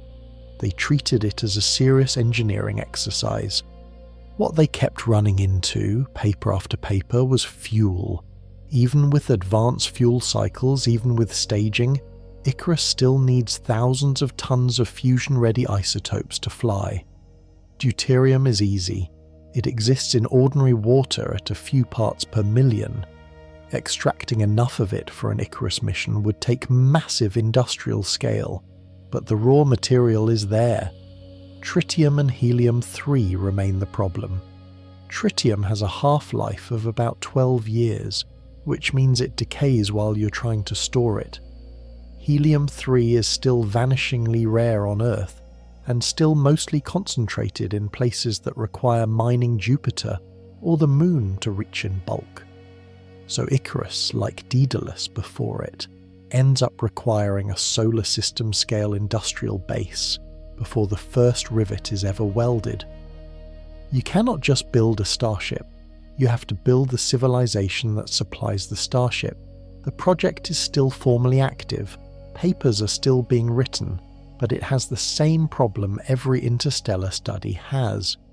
It is a volunteer effort of engineers and physicists working in their spare time. Nobody is paying for the hardware. Nobody has committed to the construction. And there is one other dirty secret the Icarus team keeps bumping into. Even their best fusion design produces enormous amounts of radiation during the burn. A fusion engine pointed backward at the destination, STAR does not just slow the ship down, it sprays high-energy neutrons at the destination. If your target is a planet you eventually want to land on, you have just irradiated your landing zone with a rocket exhaust that ionizes everything it touches. Which led some mission planners to ask a weirder question. What if the engine did not burn anything at all? What if, instead of carrying fuel, the ship just scooped it up from the empty space it was flying through? The idea had a name, and it had been on the table for 60 years. In 1960, a physicist named Robert Bussard published a paper with an idea so beautiful it immediately became a fixture in every science fiction novel written for the next 40 years. He noticed that interstellar space is not completely empty. It contains a thin soup of hydrogen atoms, about 1 per cubic centimetre in most regions, denser in some, and hydrogen, the lightest and most abundant element in the universe, is also a perfectly good fusion fuel. So Bussard asked a simple question. What if you built a starship that did not carry its own fuel, but instead scooped hydrogen from the interstellar medium as it flew, compressed the hydrogen inside a fusion reactor, and used the resulting energy to push the ship even faster, grabbing even more hydrogen, fusing even more of it, accelerating even harder? An engine that gets more efficient the faster it goes. A rocket with an infinite fuel supply, because the fuel is literally the vacuum of space. The design is called a Bussard ramjet. It became legendary among physicists. Larry Niven built entire novels around it. Paul Anderson wrote a book called Tau Zero that followed a ramjet crew through a runaway acceleration to near light speed. It seemed for a while like the obvious solution to interstellar travel.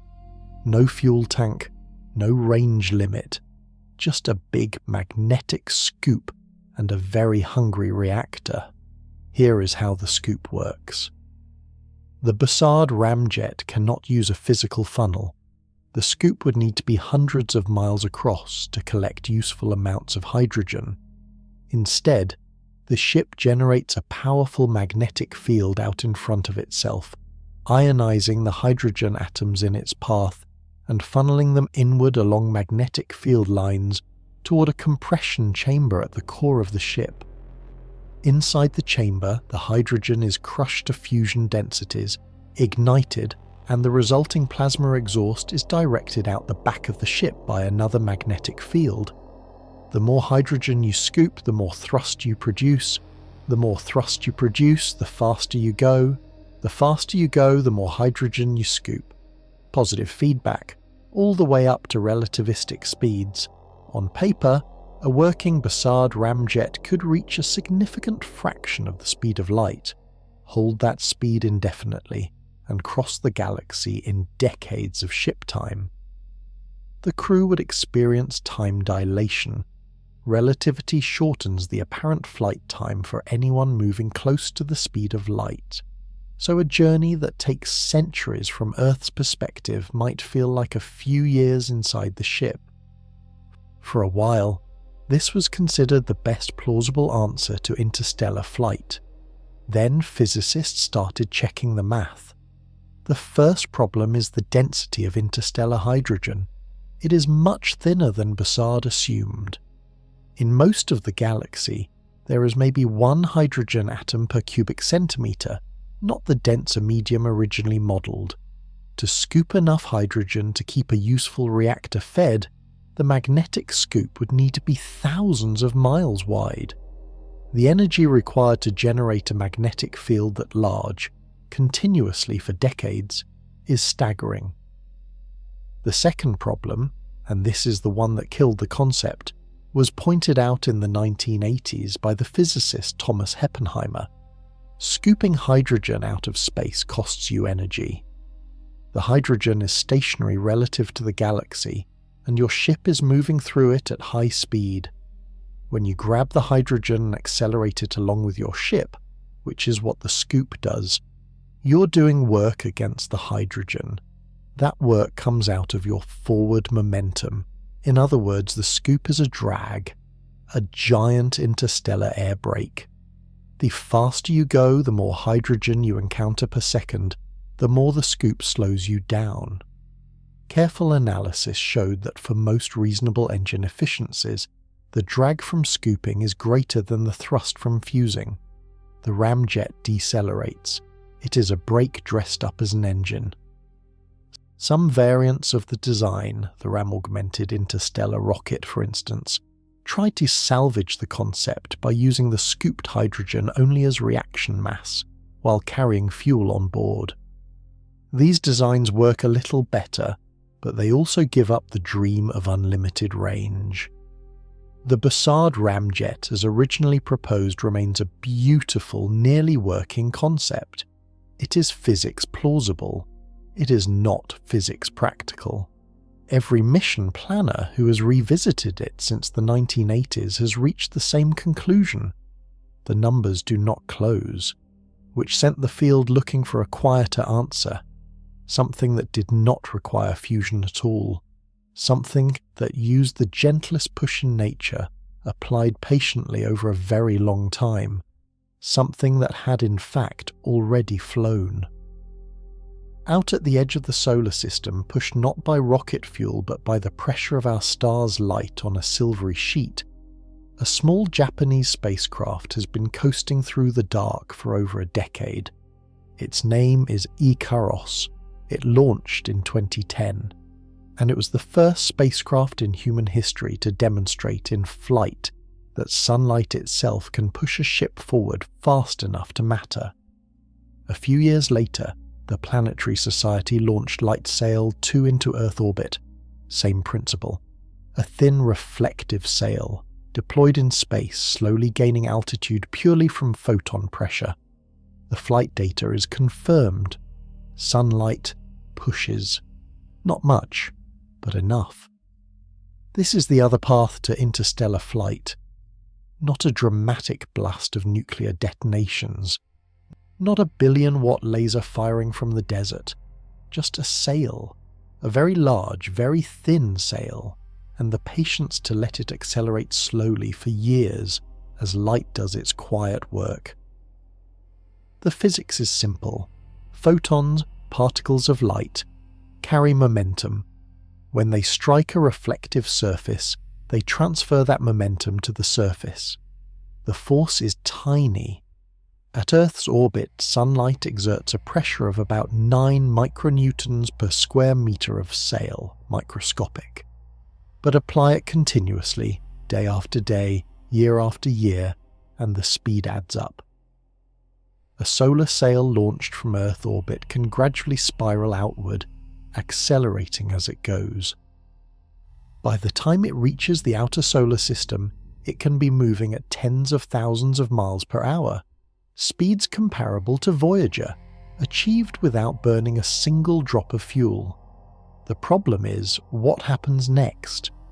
Once the sail leaves the inner solar system, the sunlight gets dimmer. The pressure drops off with the square of the distance. By the time you reach the orbit of Jupiter, the push from our star is about 1/27th of what it was at Earth. Out past Neptune, it is almost nothing. The sail keeps its speed, there's no friction in space, but it stops accelerating. So mission planners came up with a clever variant, a solar dive. Instead of pushing out from Earth orbit, you push in first. You fall toward our star. You dive to within a few million miles of its surface, where the sunlight pressure is hundreds of times more intense than at Earth. At the closest point of the dive, you unfurl the sail, and the star catapults you outward at enormous speed. The technique is called a solar Oberth maneuver combined with the sail deployment. Simulations suggest that a sail designed for a close solar pass could reach cruise speeds of around 1% of the speed of light. The Alpha Centauri trip at that speed takes about 400 years. 400 years is still a long time, but the entire propulsion system costs almost nothing. No fuel, no reactor, just a sail, a steering mechanism, and a ship small enough to survive the dive past the star. The hard part is the sail itself. To reach useful cruise speeds, the sail needs to be enormous, square miles across, and vanishingly thin. Thinner than cellophane, thinner than the film on a soap bubble, and it needs to survive a close pass to our star, where temperatures climb into the thousands of degrees. Getting the sail to both survive the heat and remain reflective enough to catch the photon push is an unsolved materials science problem. Laboratory samples exist, mission-scale sails do not. There is a hybrid variant that combines the solar sail with the starshot laser concept. First, use sunlight to boost the sail out to the edge of the solar system. Then, fire a ground-based laser to push it the rest of the way up to cruise speed. The laser needed is smaller than starshots, because you are starting with a sail already moving fast. The sail does not need to survive 60,000 G, because the laser push is gentler and longer. This kind of a hybrid design is what a program called Starlight at the University of California, Santa Barbara has been quietly studying for years. They publish regularly. They build small-scale prototypes. Their designs target flight times to Alpha Centauri in the range of 50 to 100 years, slower than Starshot but with a sail robust enough to survive the trip. And here the mission planners start asking a different question entirely. All these probes, all these chips, all these tiny spacecraft. What about the obvious option? What about just sending people? Not in a flyby, not at 10% of the speed of light, actually sending people slowly, over centuries, a civilization in a bottle, drifting between the stars, and that is where interstellar travel stops being a machine problem and starts being a biology problem. Give up on speed, that is the premise. Accept that the trip to Alpha Centauri will take centuries, not decades. Accept that the people who launch the ship will not be the people who arrive. Accept that the only way to get humans to another star is to build a small self-contained world and send it across the gap, with families living and dying inside it for generation after generation. This is the generation ship, and it is the oldest dream in interstellar engineering. The idea dates back to the 1920s, when the Russian rocket pioneer Konstantin Tsiolkovsky, the same physicist who wrote the rocket equation, sketched out the concept of colossal crewed spacecraft taking hundreds of years to reach other stars. He called them cosmic arcs. Since then, dozens of engineers, demographers, and mission planners have tried to work out what it would actually take to build one. Here is the core design challenge. A generation ship has to be effectively a closed ecosystem. Air, water, food, waste, everything cycled and recycled for centuries with almost no input from outside. You need hydroponic farms.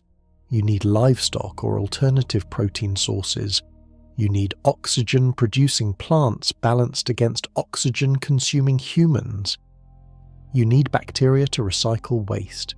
You need backup systems for when the primary systems fail, and backup systems for the backup systems. The smallest ship that could plausibly do this is big. Not spacecraft big, city big.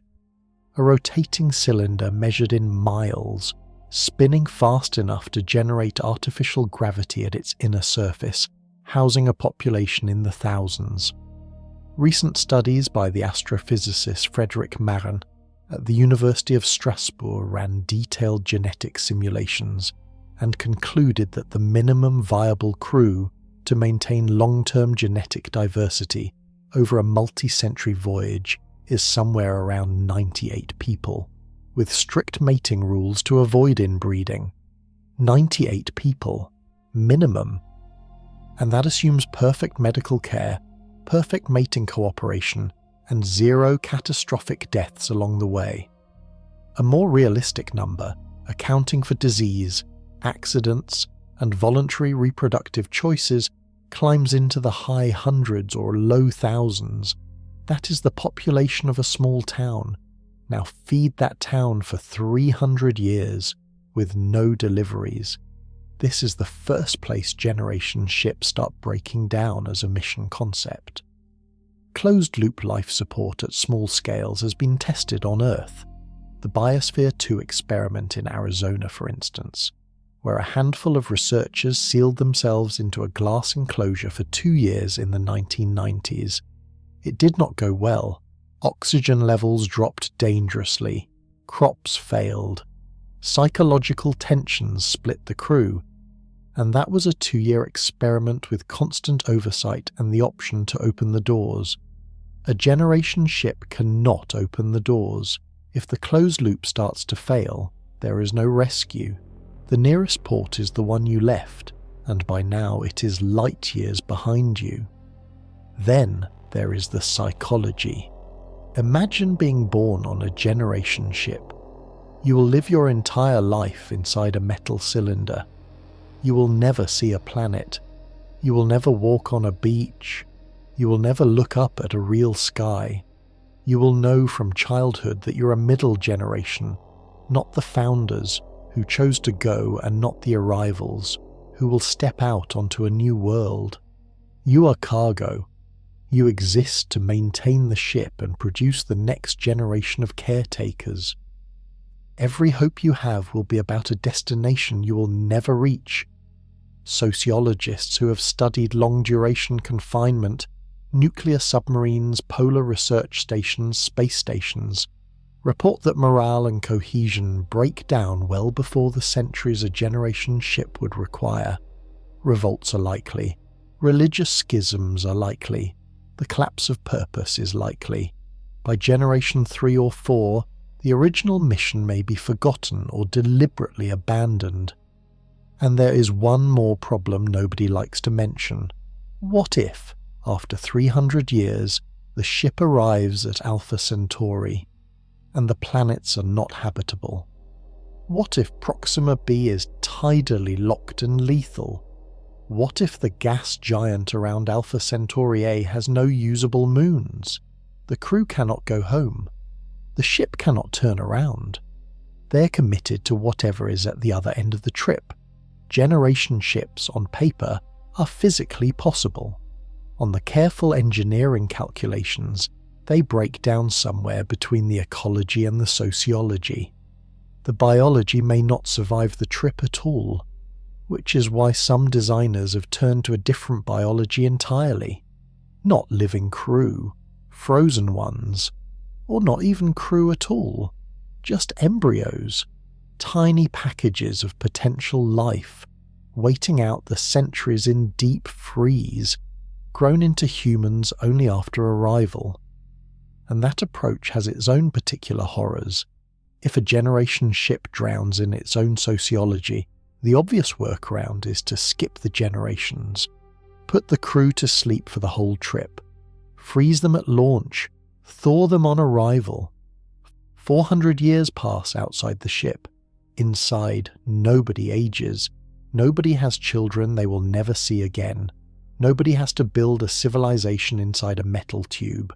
This is cryogenic sleep, cryo-sleep, hibernation. Call it whatever you want. The concept has been a staple of science fiction for a century, and real biomedical research has been chasing it for decades. The results so far are mixed, and the honest answer is that we do not yet know whether it will ever work for humans. Here is where the science actually stands as of confirmed research. Some animals hibernate naturally. Bears, ground squirrels, certain frogs. Their body temperature drops, their metabolism slows, and they survive months of inactivity that would kill an ordinary human. Researchers have been trying to understand the mechanisms involved for decades, with the eventual goal of applying them to humans. The Alaska wood frog, for example, can freeze almost completely solid during winter and thaw out in the spring fully alive. Its cells produce a natural antifreeze that prevents ice crystals from forming inside them. Humans do not have this biology. Our cells, when frozen, fill with ice crystals that rupture cell walls from the inside. When you thaw a frozen human cell, you get a bag of leaking cytoplasm. Scale that up to an organ, and the organ is ruined. Scale that up to a whole body, and the body is dead. Medical research has developed partial workarounds. For short-duration freezing, a few hours, maybe a few days, patients can be cooled to very low body temperatures during certain surgeries. Cardiac surgeons routinely use hypothermia to slow metabolism during heart operations. The technique is called therapeutic hypothermia, and it is a confirmed medical practice. The patient is cooled to around 90 degrees Fahrenheit for the duration of the operation, then warmed back up. 90 degrees is not cryogenic, it is chilly, and it only works for hours, not centuries. Current cryonics, the industry that freezes people after death in the hope that future medicine can revive them, uses a process called vitrification, where the body is perfused with cryoprotectant chemicals that prevent ice crystal formation, then cooled to liquid nitrogen temperatures. The bodies are in a state of glass-like suspension, not biologically alive. Reviving them is not currently possible. It may never be possible. Cryonics is at best a long bet on future biotechnology. For interstellar flight, cryosleep would require something much harder than vitrification. You would need to freeze a living human, keep them frozen for 3 or 4 centuries, and then revive them to full health and function on the other end. No existing technology can do this. No existing biology suggests it will be easy, which leads some mission designers to a different option. Skip the adult crew entirely, send embryos. An embryo ship is exactly what it sounds like.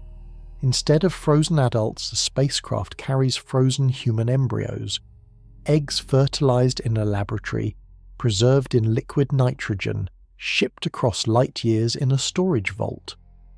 On arrival, an automated system thaws the embryos, grows them in artificial wombs, raises the resulting children using robotic caretakers and educational programming, and eventually produces a founding population for a colony.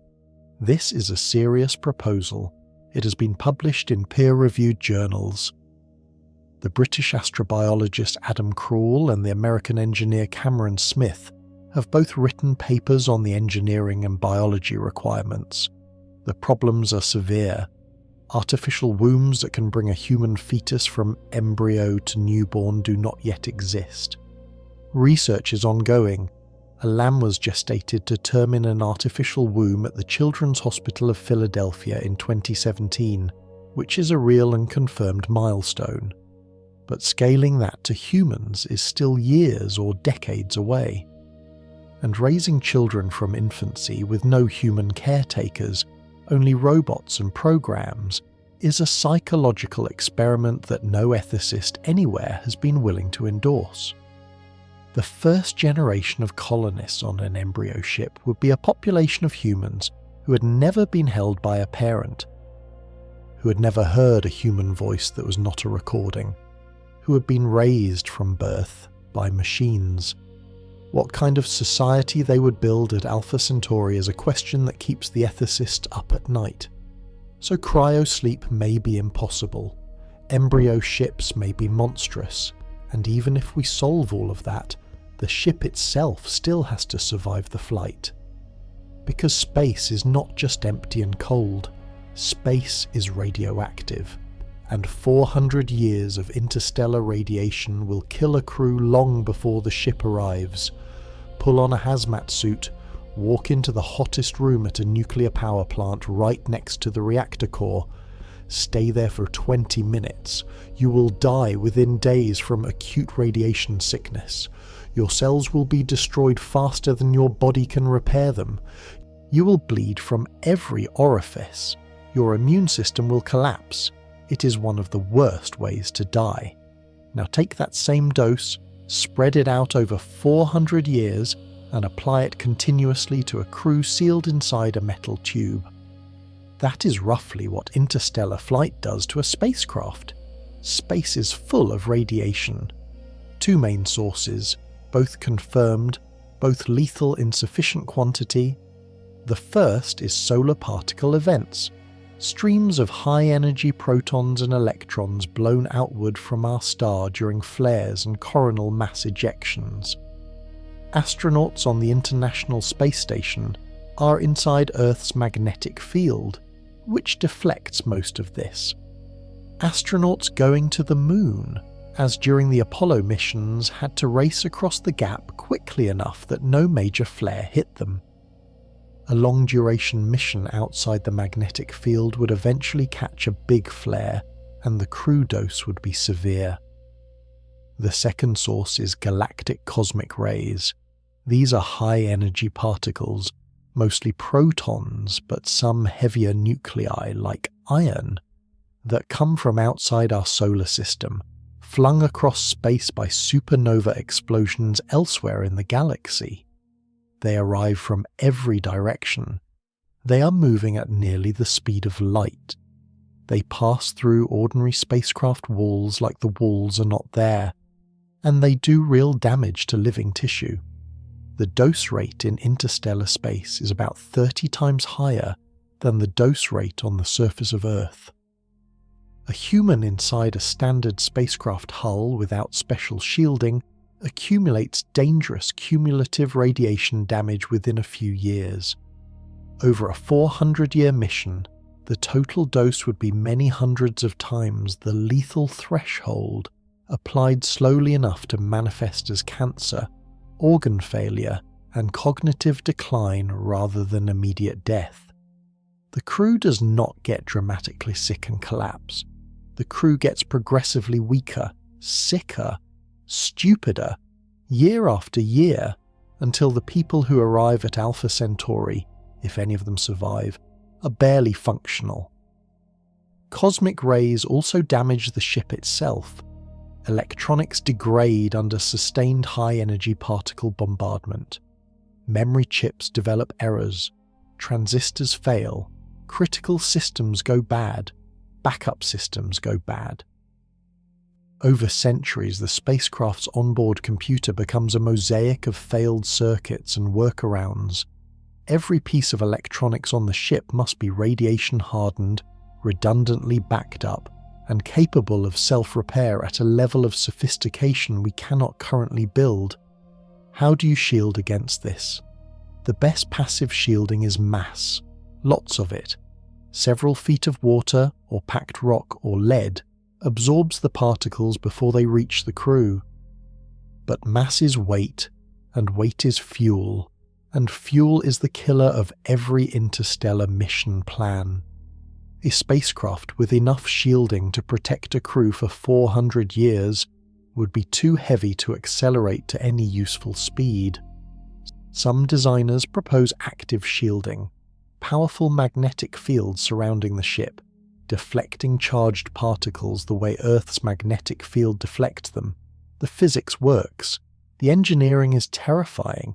You would need superconducting coils generating a magnetic field thousands of times stronger than an MRI machine, running continuously for centuries, drawing enormous power across a structure many miles across, and the field would have to stay stable.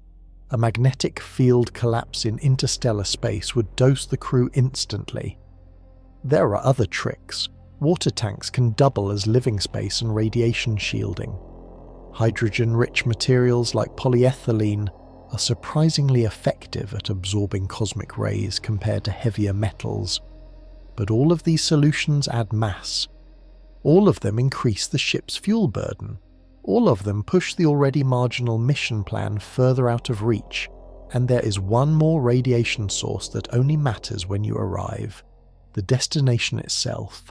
Red dwarf stars, including Proxima Centauri, are not gentle, steady suns like the one we orbit. They are flare stars, unpredictable, violent, capable of releasing in a single burst more energy than our star releases in months. Which is what the crew, if they have survived the cosmic rays, would have to deal with when they finally reach the Alpha Centauri system. They would sail into a stellar environment more hostile than anything they had ever experienced before, and the first thing that would try to kill them at the destination is the same thing that makes Proxima b the most famous exoplanet in the system, probably uninhabitable. 4 light-years from Earth, in the constellation Centaurus, there is a small red dwarf star called Proxima Centauri. It is the closest star to us outside our own solar system, and it has been the focus of exoplanet hunters for decades. It is dim, too dim to see with the naked eye from any location on Earth, despite being the nearest stellar neighbour we have. It is small, about 1/8 the mass of our own star. It is cool. Its surface temperature is just over 5,000 degrees Fahrenheit compared to 10,000 for our star, and it is old, nearly 5 billion years old, give or take. All of that makes Proxima sound like a quiet, stable neighbour. It is the opposite. Proxima Centauri is a flare star. These are a class of red dwarfs that undergo sudden, violent outbursts, bursts of X-ray and ultraviolet radiation that briefly make the star thousands of times brighter than its normal state. The mechanism is confirmed.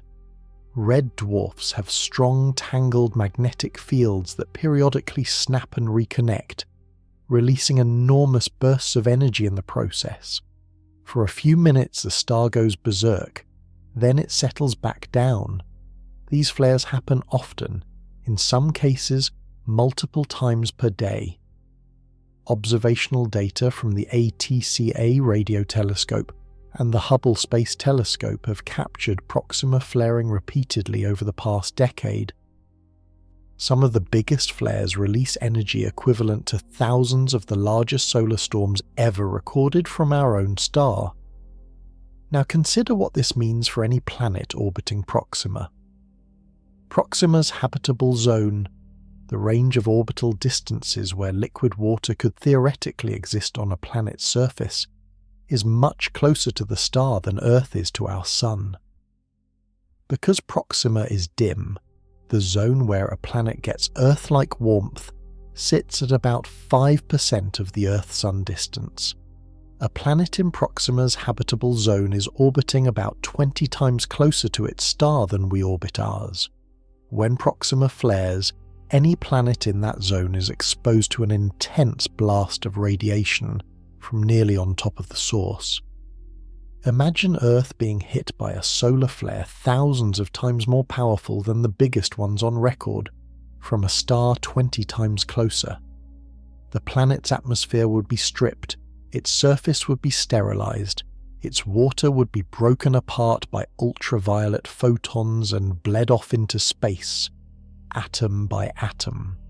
Astronomers who have modelled this process have come to a confirmed but sobering conclusion. Over Proxima Centauri's 5 billion years of existence, any rocky planet in its habitable zone would likely have lost most or all of its atmosphere to cumulative flare stripping. The planet would be bare rock, no air, no water, no chance for life as we know it. And here is where it gets specifically relevant. Proxima Centauri has 2 confirmed planets, Proxima b and Proxima d. The former is an Earth-sized planet in the habitable zone, though it is unlikely to be habitable, while the latter is a sub-Earth, which orbits very closely to the star. A possible but disputed third planet, Proxima c, is also under investigation. Wikipedia, Proxima b, the famous one, the one breakthrough starshot was going to photograph, Earth-sized, in the habitable zone, discovered in 2016 and announced to headlines around the world. For a few months, the press called it our most promising candidate for a second Earth. Then the flare data came in, and the optimism dimmed. There is one more cruelty hiding inside Proxima's orbital mechanics. Because the habitable zone is so close to the star, any planet in it is gravitationally locked. The same side always faces the star. One hemisphere is permanently in scorching daylight, the other is permanently in frozen night. Between them, a thin twilight ring where temperatures might briefly allow liquid water. So the first thing a crew arriving at Alpha Centauri would discover is that the most famous planet in the system is not a vacation destination. It is a half-cooked, half-frozen rock, periodically sterilized by the star it circles. And yet, and this is the part nobody can quite let go of, Proxima b is still there, Earth-sized, in the habitable zone, at least on paper, and there is a chance, however slim, that it hangs onto a thin atmosphere, a chance that the twilight ring holds liquid water, a chance that something, some extremophile microbe, some weird chemistry, has figured out how to survive. We will not know until we go look, and going to look brings us right up against the next problem. For a few months in late 2016, Proxima b was the most famous planet in the universe. The discovery had been a decade in the making.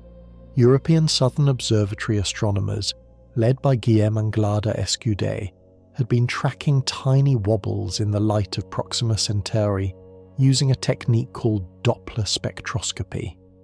Each time the star moved toward us by a tiny amount, its light shifted slightly bluer.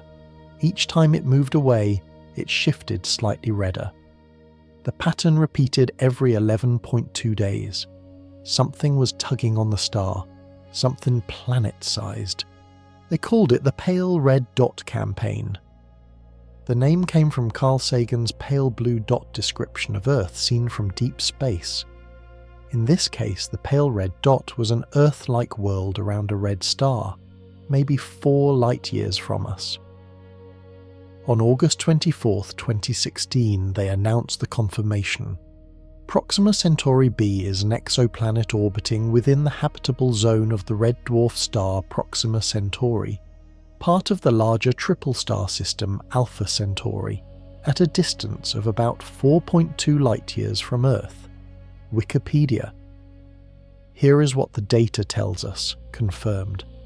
Proxima Centauri b orbits its parent star at a distance of about 0.048 astronomical units, about 7.25 million kilometers or 4.5 million miles, with an orbital period of approximately 11.2 Earth days. It is probably a terrestrial planet with a minimum mass of 1.06 Earth masses and a slightly larger radius than that of Earth. Wikipedia. In other words, a rocky world, a little heavier than Earth, orbiting so close to its star that its year lasts 11 days. That is the planet that almost made everyone forget about the hardships of the trip. Then the bad news started arriving. The planet orbits within the habitable zone of its parent star, but it is not known whether it has an atmosphere, which would impact the habitability prospects. Wikipedia. That is the official caveat. The unofficial version is grimmer. Proxima is a flare star, as we established. Any planet that close is getting cooked regularly. The atmosphere has had 5 billion years to be stripped away. And there is the tidal locking problem. At that distance from a red dwarf, a planet's rotation gets locked to its orbital period. One face always points at the star. The other face always faces away. On the sunward face, surface temperatures may climb well above the boiling point of water. On the shadowed face, temperatures may plummet to hundreds of degrees below zero. Proxima b is thought to be tidally locked and inundated by stellar winds, which means it is unlikely to be habitable. MIT Technology Review. That is the mainstream scientific view. The stellar wind from Proxima is intense enough that it may have bled any planetary magnetic field down to almost nothing, which means the atmosphere, if there was one, had no shield against the star's flares. And yet a stubborn minority of astrobiologists keep pushing back. They point out that we do not know, for certain, whether Proxima b has an atmosphere. We do not know whether it has oceans on its twilight ring. We do not know what chemistry might be going on at its surface. All we have are models, and models can be wrong. The James Webb Space Telescope has tried to look at Proxima b directly. The results, as of confirmed observations, have not yielded a clear spectrum of the atmosphere. The planet is too small, too close to its star, too dim in reflected light for current instruments to see clearly. Future telescopes, the European Extremely Large Telescope in Chile, scheduled for first light later this decade, may be able to do better. But as of now, Proxima b remains a pale red question mark. If a probe ever arrives, it will be looking for three things: evidence of an atmosphere, evidence of liquid water, and evidence of anything that might, even distantly, be called life. If any of those three signals comes back positive, everything in this briefing, every mission plan, every engine concept, every astronaut frozen in liquid nitrogen, becomes immediately worth the cost. The entire point of going to Alpha Centauri, for most of the scientists working on this, is to settle that single question, and Proxima b is not the only candidate in the system. There is a smaller, even less known planet hiding much closer to the star. And another candidate still, whose existence remains disputed. The Alpha Centauri system is crowded with unanswered questions. In February 2022, a team of astronomers led by João Faria announced a planet that nobody had suspected. It had been hiding in the data for years, buried under the signals of Proxima b and the normal wobble of the star itself. It took new observations with the espresso spectrograph, one of the most sensitive instruments ever built for exoplanet hunting, to pull it out of the noise. They called it Proxima Centauri d. A sub-Earth, Proxima Centauri d, roughly 0.26 Earth masses, orbits the star even closer than Proxima b. Wikipedia: it is smaller than Earth, smaller than Mars, about 1/4 the mass of our own planet, and it whips around Proxima Centauri in just 5.1 days. That orbital period is half the length of Proxima b's year, which means Proxima d is even closer to the star than Proxima b, somewhere around 4 million kilometers, about 2.5 million miles from the stellar surface. Inside the habitable zone of our own star, Mercury orbits at roughly 36 million miles. Proxima d orbits its star at 1/14 that distance. At that range, surface temperatures on Proxima d are brutal. Model estimates put the equilibrium temperature well above the boiling point of water, probably in the range where any volatile substances, water, methane, carbon dioxide, would be long since evaporated. Proxima d is almost certainly a rocky oven, a smaller, hotter cousin of Proxima b, orbiting closer to a star that flares constantly. But here is what is remarkable about Proxima d. It exists at all. Planets that small, that close to their star, are extraordinarily difficult to detect. The radial velocity signal from a body that tiny, tugging that gently on its host star, is at the edge of what current technology can measure. Its discovery required years of data stacking and careful statistical analysis to extract from the normal jitter of Proxima's activity. And this is confirmed. Proxima d is currently the lowest mass exoplanet ever discovered by radial velocity methods. It set a new record for the technique. Every instrument builder in the exoplanet field took notice, because it demonstrated that the boundary of what we can detect has moved. Why does Proxima d matter for an Alpha Centauri mission? Two reasons. First, it means the Proxima Centauri system has more than one planet. It might have 3.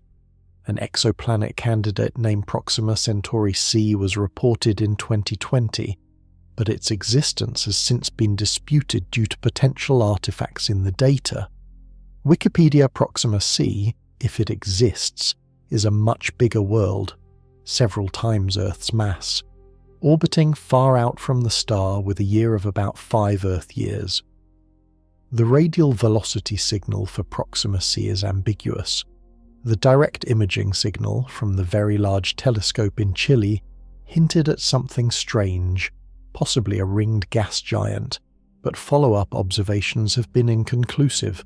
So the Proxima Centauri system has 2 confirmed planets and a disputed third. Not one. Not the single lonely world everyone thought about when Proxima b was announced. A small planetary system with at least 2 members and possibly 3. The second reason Proxima d matters is that it tells us something about how planets form around red dwarfs. Before Proxima d, there was a real debate about whether tiny rocky worlds could survive the flare environment around red dwarfs long enough to be detectable at all. If flare stripping removes planetary atmospheres and tidal forces compress small planets, the theory went, maybe sub-Earth worlds simply do not last. Proxima d says they do. They are harder to find, but they are there. That has implications for every other red dwarf in the galaxy, and red dwarfs are by far the most common type of star in existence. Roughly 3/4 of all stars are red dwarfs. If small rocky worlds are common around them, then the galaxy is full of more planets than previous estimates suggested, by orders of magnitude. Of course, full of planets does not mean full of habitable planets. Red dwarf worlds face the same flare problem, the same tidal locking problem, the same atmospheric stripping problem. Proxima d, like Proxima b, is not a vacation destination, but its existence is scientifically huge. And then, in August 2025, the James Webb Space Telescope handed us something else entirely. Not a planet around the red dwarf, a planet around the Sun-like star at the heart of the Alpha Centauri system. A gas giant. In the habitable zone, a candidate only, disputed, disappearing, and possibly the most exciting target in the entire system. Alpha Centauri A is the brightest of the 3 stars in the system. It is a nearly exact twin of our own star. Same size class, same spectral type, same rough temperature. It is the closest Sun-like star to Earth, and part of a close pair of orbiting stars that includes Alpha Centauri b, the 2 closest Sun-like stars to Earth. Caltech. For decades, astronomers have wanted to find a planet around Alpha Centauri A. Not just a red dwarf world, but a planet around a truly Sun-like star right next door. If such a world existed, and if it was rocky, temperate, and the right size, it would be the single most exciting exoplanet ever discovered. Not dim and flaring like Proxima b, lit by a familiar kind of star, with a familiar kind of light. The search has been frustrating. Alpha Centauri A and B orbit each other too closely for most radial velocity techniques to work reliably. Their combined light pollutes the signal from any planets. Every few years, someone announces a candidate detection, and every few years, the candidate turns out to be an instrumental artifact. Then, In August 2024, the James Webb Space Telescope pointed its mid-infrared instrument at Alpha Centauri. The team, led by Charles Beichmann and Aniket Sanghi at the California Institute of Technology, was not entirely sure what to expect. They had designed a custom chronograph observation, a technique that uses a physical mass to block out the star's glare, revealing anything faint orbiting nearby. After careful data processing, the team found a bright blob positioned right beside the star in their August data. Universe Today. Planet candidate. Its brightness in the mid-infrared suggested it was roughly the mass of Saturn, a gas giant, not a rocky world. Its distance from the star put it in the habitable zone, and it was right there in the image, 10,000 times fainter than Alpha Centauri A, but clearly visible. Then the story got strange.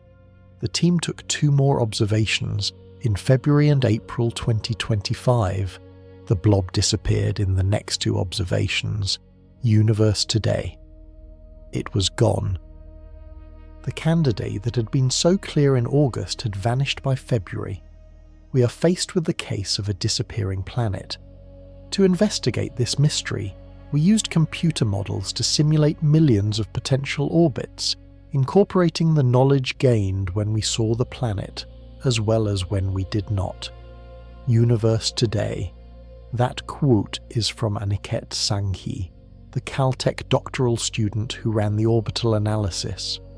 What his team discovered, after running the simulations, was that a candidate planet with an elliptical orbit, swinging between roughly 1 and 2 astronomical units from Alpha Centauri A, would have been visible in August and then hidden behind the star's glare during the February and April observations. The disappearance was not evidence against the planet. It was evidence for a specific kind of planet. Based on the initial JWST observations and the orbital models, a picture of this potential new world has started to form. It is likely a gas giant with a mass similar to Saturn, following an elliptical path around Alpha Centauri A that varies between 1 and 2 times the distance from the Earth to the Sun. While this orbit places it within the star's habitable zone, scientists say that as a gas giant it would not support life as we know it.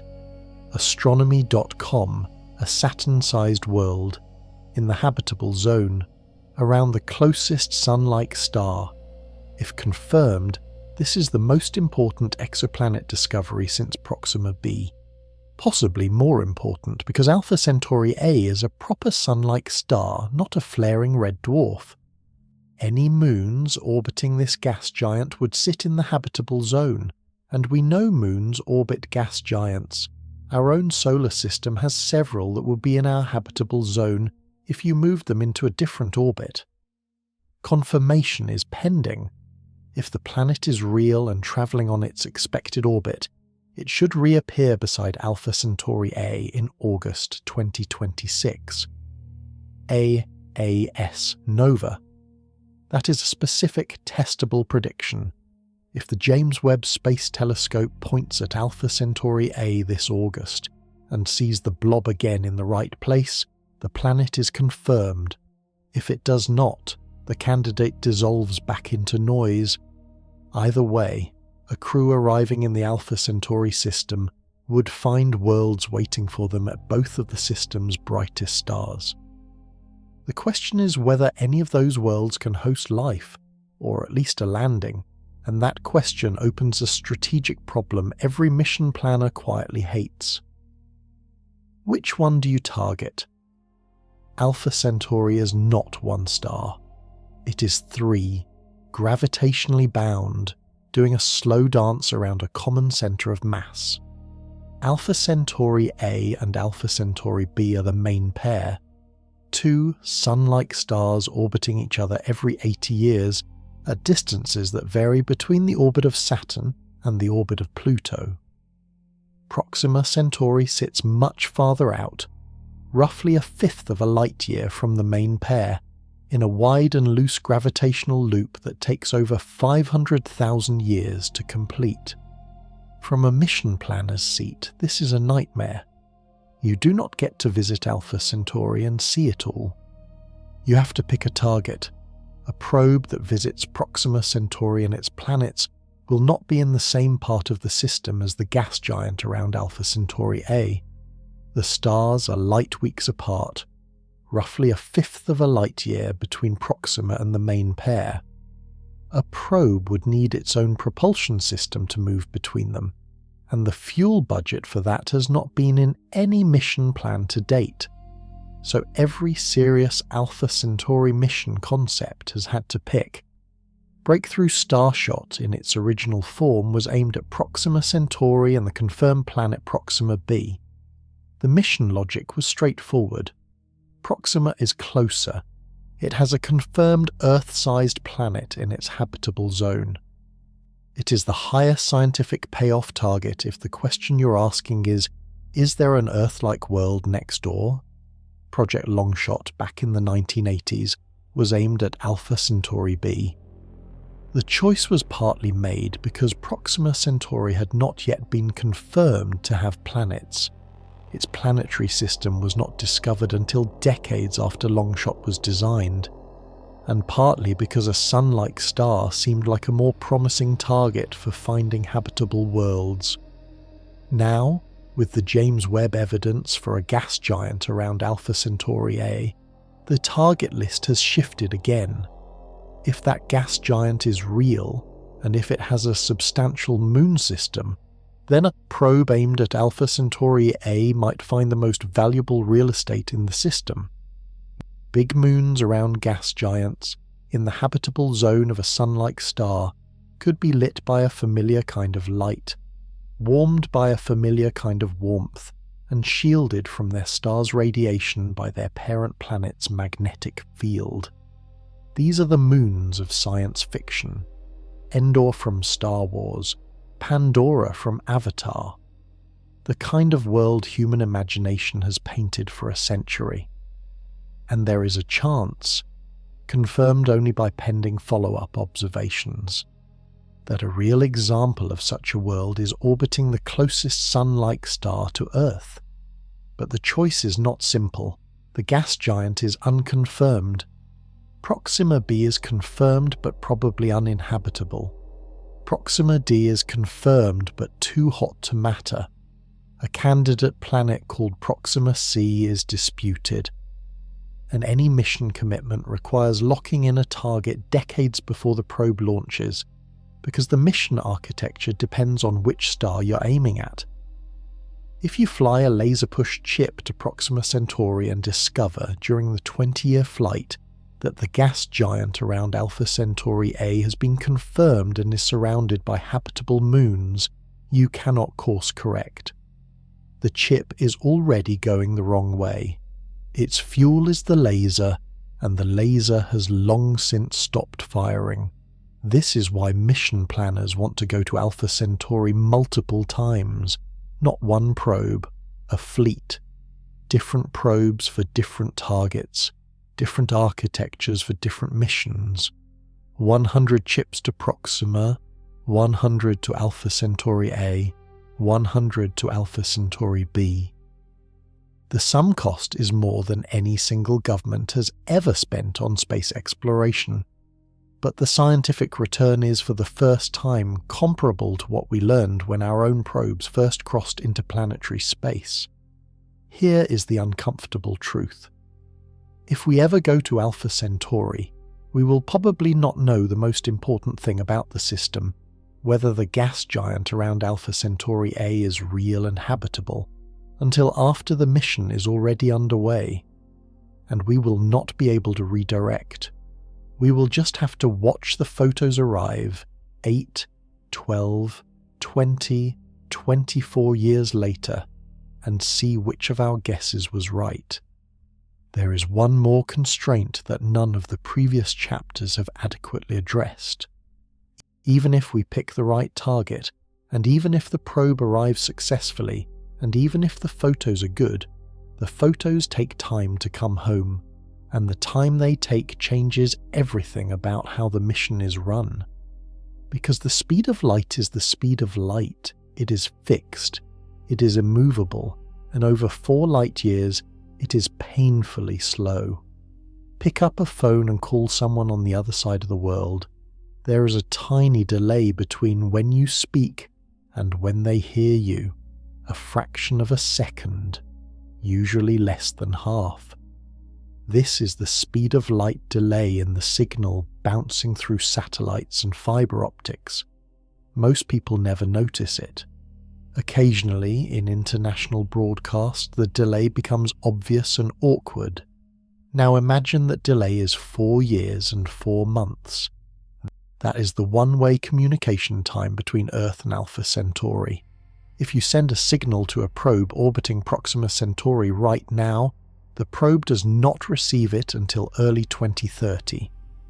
If the probe sends a reply immediately, you do not get the reply until late 2034. A single round-trip conversation takes 8.5 years. This is not an engineering limit. This is a physics limit.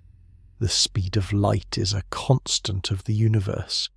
It cannot be negotiated. The distance to Alpha Centauri is what it is.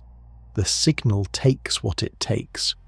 For a robotic probe flying past Proxima b, this means autonomous operation. The probe cannot be remote controlled in any meaningful sense.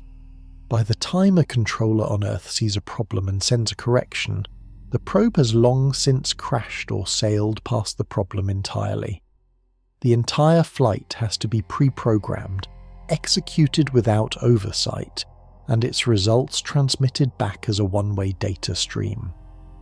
For a crewed mission, the generation ship, the cryosleep voyage, any mission that carries humans, the communication lag creates a new kind of isolation. The crew cannot talk to Earth in real time. They cannot ask for help. They cannot receive news until it is 4 years old, a relative dying on Earth, a new president being elected, a war starting, a pandemic passing through. All of it reaches the crew 4 years after it happens, if it reaches them at all, and Earth cannot reliably help them. A technical problem on the ship, a life support failure, a medical emergency, a navigational crisis, cannot be solved by remote consultation. By the time Earth's experts have received the problem description, analysed it, and sent back a solution, most of a decade has passed. The crew solves the problem themselves, or they do not. This produces a strange social dynamic that mission planners have only recently started taking seriously. A generation ship crew, or a cryosleep crew, is effectively cut off from human civilization not just physically, but culturally. They are a tiny enclave, sealed inside a metal tube, drifting between the stars, hearing from Earth only in years-old dispatches. Over centuries their language drifts, their customs drift, their politics drift. By the time they arrive at Alpha Centauri, they are no longer the same people who left. They are a new civilization, related to Earth only by genealogy, and the signal delay cuts both ways. Earth does not know in real time what the crew has discovered. A photograph of Proxima b's surface taken at the moment of arrival takes over 4 years to travel home. An announcement of alien life, if any were found, would be 4 years old by the time it reached Earth. Press conferences would be held to report discoveries that the crew had made before most of the reporters in the room had been born. There is a hidden upside to this, though, and it is the one reason some mission planners actually prefer one-way uncrewed probes. A probe does not care about isolation. A probe does not grieve missed birthdays. A probe does its job, transmits its data, and does not need to be cared for across centuries. The mission plan simplifies enormously if you accept that you are sending an instrument, not a family. But the uncrewed probe has its own cost. Somebody on Earth has to wait for the data. Somebody has to maintain the receiving telescope, year after year, decade after decade, listening for a signal that may never come. Somebody has to keep the project funded, politically relevant, culturally remembered. And over 4 years of signal delay, much less the 20 years of flight time, the people who launch the mission are not the same people who receive the results. Entire careers are spent waiting. Which raises the hardest question of all, the one that no mission plan ever fully answers. If the payoff does not come until long after you're gone, how do you convince a civilization to fund it at all? And if you do manage to convince a civilization, if you actually raise the money, build the ship and launch the mission, how do you pick the crew? Say we launch a crewed mission to Alpha Centauri, whatever the architecture, generation ship, cryo-sleep vault, embryo vault, or something we have not yet invented. The ship is built, the funding is locked, the launch window is fixed. Now pick the crew. This is not a trivial problem. It is in fact one of the darkest problems in mission planning, because every answer comes with a moral cost that no agency has ever wanted to pay. Think about what you're asking of these people. They are leaving Earth permanently. They will never come back. They will almost certainly die in transit if the mission is long enough. Their children, if they have any, will be born inside the ship and die inside the ship, never having touched a planet. The first humans to stand on a world orbiting Alpha Centauri will be the descendants, 3 or 4 generations removed, of the people who signed the original launch manifest. You're asking people to volunteer for a mission that ends for them in a metal tube hurtling through interstellar space, decades from any rescue, with no option to quit and come home. The voluntary pool for this mission is statistically small, probably self-selecting for specific personality types, high tolerance for confinement, high ideological commitment to the mission, high comfort with the idea of dying on a spaceship. Whether this self-selection produces healthy crews is a serious question. Psychologists who have studied the profiles of Antarctic winter-over crews, submarine crews, and astronauts in long-duration missions have found that the people who volunteer for extreme isolation do not always do well in it. Ideological commitment can collapse under grief. Ambition can curdle into resentment. A team that works brilliantly in training can fracture violently in month 18 of a confined mission. Now scale that from months to centuries. One option that has been seriously proposed is crew selection for genetic diversity. A Starship crew has to maintain a viable breeding population for the duration of the flight. That means not just avoiding inbreeding, but actively managing genetic diversity across multiple generations. Some mission concepts include rigid mating rules. This person must have children with that person, not with whoever they fall in love with. The crew does not choose its own relationships. The choices are made in advance by geneticists on Earth, based on what the population will need in generation 4 or 5. This is not a pleasant vision. It is also, in many proposals, the only way the math of genetic diversity actually works out. 98 people is a tiny founder population. Left to natural pairing, it would produce significant inbreeding within a few generations. To prevent that, you either expand the founder population, which costs mass, which costs fuel, which costs mission feasibility, or you impose reproductive rules from the outside. A crew that is told who to have children with is not a free crew. It is an instrument of the mission. And inside the confines of a starship, that instrumentality is total. The crew cannot walk away.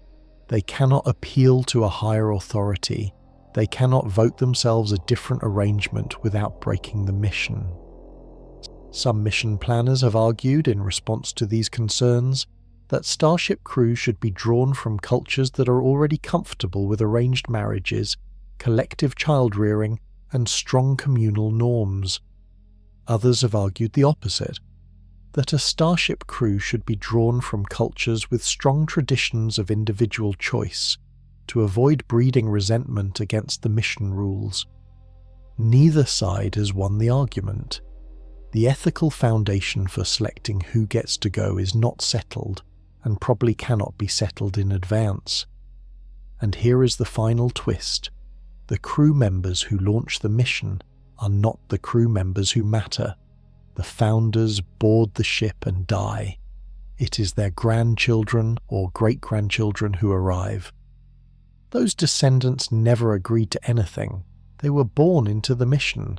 They did not sign up. They have no option to leave. A generation ship is, in effect, an experiment in inherited obligation. The founders choose, the descendants carry the cost. And when the ship arrives at Alpha Centauri, if it arrives, the people who step out onto whatever world is there will be doing so because their ancestors made a decision 300 years earlier, which forces every serious mission planner to ask at some point whether the crewed option is ethically defensible at all, and whether the alternative, sending only probes, never humans, is the only honest version of interstellar flight. That question does not have a mission design answer. It has a civilizational answer. And the civilization has to decide first before any ship is ever built. Here is the question everyone skips.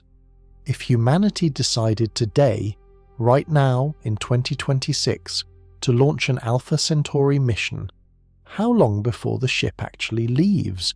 Not until we finish designing it. That takes years. Multiple teams, multiple architectures, multiple phases of peer review.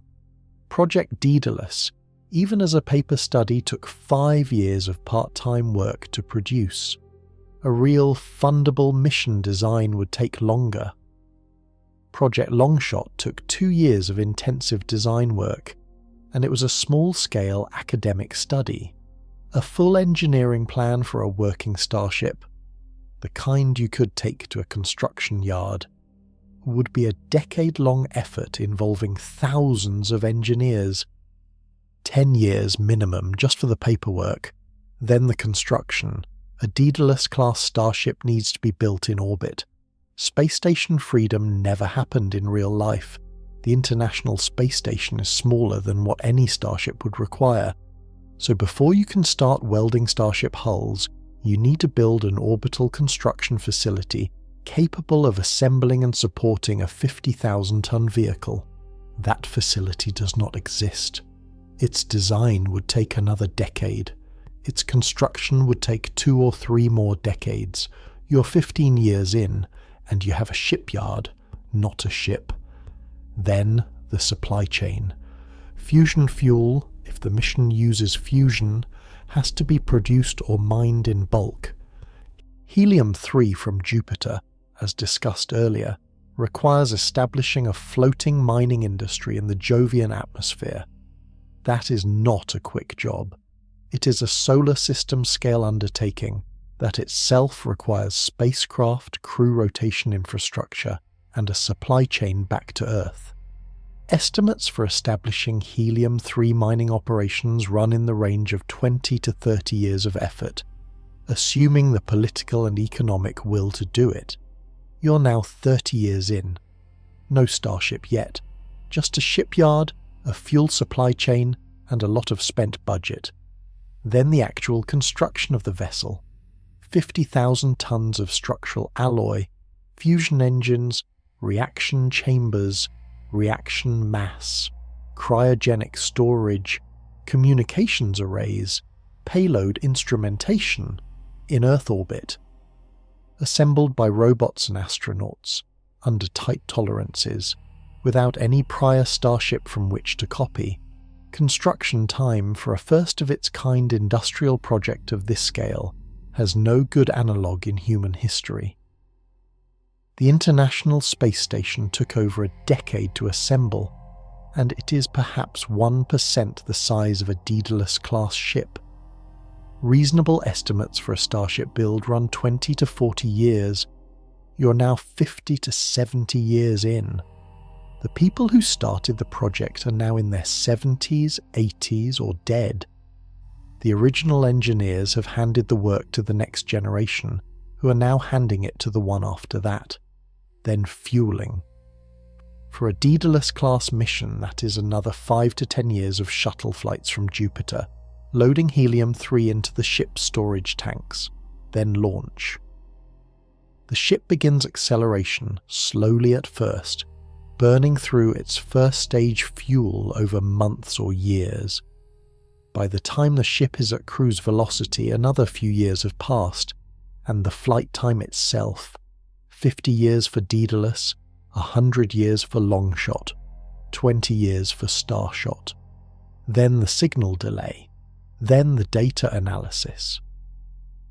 In a best-case scenario for a Daedalus-class crewed mission, from today's green light to the first photos arriving back from Alpha Centauri, the timeline runs roughly 100 to 150 years. For a long-shot-style rendezvous, closer to 200. For a generation ship, 300 or more, which means this. Almost nobody alive today will see the results of an Alpha Centauri mission that starts today. The children of people alive today might. The grandchildren definitely will, if we actually build it. The great-grandchildren will probably be the ones celebrating the arrival. This is what mission planners call a multi-generational project, and human civilization is very, very bad at them. Think of the counterexamples. The Great Pyramid of Giza took about 20 years to build. Notre Dame Cathedral in Paris took about a century. Both of them existed under single continuous institutions, the Egyptian state, the Catholic Church, with consistent cultural authority across generations. An Alpha Centauri mission would need the same kind of institutional continuity over a similar or longer time frame through political changes, economic crashes, wars, and pandemics. The United States, as a political entity, is about 250 years old. The United Kingdom in its current form is about 300. The longest-lasting continuous political institutions in human history are around 1,000 years old, and most have rebooted their fundamental structures multiple times. Betting on institutional continuity for a centuries-long project is a deeply uncertain bet, which is why nobody has actually funded one. Every Alpha Centauri design on paper, no matter how beautiful the engineering, hits the same wall. The civilization that would have to build it does not yet exist in a form stable enough to finish the job. And yet, and this is where the briefing starts bending from the practical to the philosophical, humans keep running the numbers. Here is the honest, no hype, no sales pitch answer to the question this briefing started with. How long would it really take to reach Alpha Centauri? The answer depends entirely on which engine you believe will exist when the ship leaves. If we pointed an existing spacecraft, Voyager, New Horizons, Parker Solar Probe, at Alpha Centauri today, the trip would take between 6,000 and 80,000 years, depending on which ship and whether it got a solar gravity assist. Nobody alive today or in the next 300 generations would see the arrival. If we built a chemical rocket specifically optimized for interstellar flight, burning the best fuels we know how to handle, the travel time would be between 50,000 and 100,000 years. Worse, not better, than the gravity-assisted probes above. Chemical propulsion is a dead end for interstellar flight. If we resurrected Project Orion, built a nuclear bomb-propelled starship and accepted the fallout, broke the treaty, launched the thing, travel time would be between 45 years and 130 years. Those numbers vary based on bomb yield, payload, and whether the ship can brake at the destination. A crewed Orion could deliver humans to Alpha Centauri within a human lifetime. The political cost of building it is enormous, the engineering is not. If we built a fusion starship, Daedalus, Icarus or their descendants, travel time would be 50 to 150 years, a flyby mission in 50 years, a rendezvous mission in a century or more, requires fusion fuel in bulk, which requires mining the outer solar system for decades before launch. If we built a Longshot-class nuclear pulse probe, travel time to rendezvous at Alpha Centauri b would be about a century, slowest of the mid-range options, but the one most likely to deliver real orbital science. If we built a breakthrough Starshot-class laser sail system, travel time would be about 20 years of flight plus 4 years of signal delay. Total mission time 24 years. The fastest plausible option on the table. The project has stalled, but the physics remains viable. If we built an antimatter annihilation starship, travel time could drop to about 10 years one way, or 20 years round trip with braking. Requires an antimatter industry that produces the fuel in bulk, which we currently cannot produce in any useful quantity. If we built a generation ship with conventional propulsion, travel time would be roughly 300 to 500 years. The crew problem, the biology problem, and the ethical problem are all unresolved. These are the confirmed numbers. They are not equal. They are not interchangeable. Each one represents a different bet on which technology gets built, which political constraints hold, and which engineering miracles arrive on time. And here is the harder version of the answer. In practice, for a real mission launched in the near future, the most likely travel time is 0 years, because no mission is currently being built. Every plan above exists on paper. None of them has a construction schedule, a budget, or a launch pad. The feasibility studies are funded. The hardware is not. Astronomers keep observing Alpha Centauri. Planet hunters keep refining the candidate list. The James Webb Telescope keeps pointing at the system, trying to confirm the disappearing gas giant around Alpha Centauri A. The science is active. The exploration is not. There is a pattern in the numbers worth noticing. The travel time range across all the realistic engine concepts is about 20 years on the fast end and 500 years on the slow end.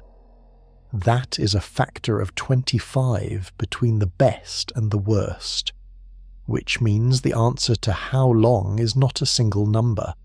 It is a distribution that depends on civilizational choices we have not yet made. If we want the answer to be 20 years, we have to build a continent-sized laser array and design a chip that survives a force 60,000 times Earth's gravity. If we want the answer to be 50 years, we have to build a fusion starship the size of an aircraft carrier and mine Jupiter's atmosphere for its fuel. If we want the answer to be 100 years, we have to build a slightly smaller fusion starship that can actually stop when it arrives. If we want the answer to be 300 years, we have to build a small city in space and convince it to breed for 10 generations in confinement. If we do nothing, which is what we're currently doing, the answer remains infinite. And yet, despite all of this, the studies continue. Every year, new papers on light sails, fusion engines, antimatter production, interstellar dust shielding. Why? That is the real question this briefing has been circling. Why do humans keep running these numbers? Every engine concept in this briefing has the same flaw. It does not work yet. The Bassard ramjet fails to the drag equation. The solar sail is too thin to build. The antimatter starship has no fuel. The breakthrough Starshot chip cannot survive its own launch. The Daedalus fusion engine needs a mining industry on Jupiter that does not exist. The Orion nuclear ship violates international treaties. The generation ship dooms its descendants to a confinement they never chose. And yet every one of these concepts has serious engineers working on it right now. Not in science fiction magazines, in peer-reviewed journals, at the University of California, Santa Barbara, at the British Interplanetary Society, at the California Institute of Technology, at NASA, at the European Space Agency, at private research foundations funded by billionaires who know they will not live to see the results. Why? The most honest answer is the one nobody likes to say out loud, because the alternative is admitting that humans are trapped. If Alpha Centauri is permanently out of reach, if the math really cannot be solved, if the engines really cannot be built, if the crew really cannot be sent, then our species is confined to a single solar system forever. That is a statement with enormous implications. It means no backup. It means that if something catastrophic happens here, on this one planet, we go down with it. It means the entire future of human life is bounded by a few 100 million cubic miles of space around one ordinary yellow star. Most people, when they sit with that idea, find it unacceptable. Not as a scientific claim, the science is what it is, but as an existential claim. The idea that we cannot leave is a claim about who we are, and it is a claim that humans have historically rejected with enormous force. Every wall we have been told was permanent, we have eventually climbed over.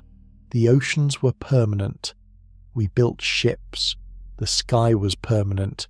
We built airplanes. Space was permanent. We built rockets. Interstellar space, the defenders say, is just the next wall. Give it time. The counter-argument is that the walls we have climbed before were not actually permanent. Physics allowed them to be crossed. We just had to figure out how. Interstellar space may be different. The physics of the rocket equation, the speed of light, the energy density of available fuels, the radiation environment of deep space. These may be walls that cannot be climbed, only worked around. And working around them may require centuries of effort, sustained through civilizations that do not yet exist, solving problems whose solutions we cannot yet imagine. That is not a reason to stop. It is a reason to keep running the numbers. Every paper on laser sails, every blueprint for a fusion engine, every study of crew psychology, every observation of a disappearing gas giant around a nearby star. All of it is a civilization training itself for a project it has not yet decided to start. And maybe that is the real answer to how long it would take to reach Alpha Centauri. We do not know yet. We have not picked the engine, we have not funded the construction, we have not chosen the target, we have not named the crew, we have not broken ground on any of the infrastructure, but we are still asking, still measuring, still drawing blueprints, still pointing telescopes at a small cluster of 3 stars in the southern sky, trying to see what is there. 4 light years away, a planet is possibly transiting a sun-like star waiting to be confirmed. Another planet, Earth-sized, is orbiting a red dwarf, waiting for a probe that may never come. A third, smaller planet hides closer to the flare star, boiling in the glare. Some of them may have atmospheres. Some may have moons. One of them, for all we know, may have life. None of them know we exist. None of them are waiting for us, but we keep looking. The numbers say 20 to 75,000 years. The honest answer is that the numbers have not yet been closed, because the civilization that will build the ship has not yet decided to be that kind of civilization. We are the people who inherit the question. The next generation will inherit it from us. And somewhere, maybe a century from now, maybe 5 centuries, one of those generations will stop running studies and start cutting steel. When that day comes, the briefing will not end with a question mark. It will end with a launch sequence, a countdown in some language that does not yet exist, a ship firing its engines against the dark. And then, for the first time in human history, a piece of Earth will be truly on its way to another star. Until then, the mission planners keep working, because someone has to, because 4 light years is a distance, not a verdict, because the species that built the pyramid and the cathedral and the rocket is not, historically, very good at stopping. The countdown has not started, but the clock has.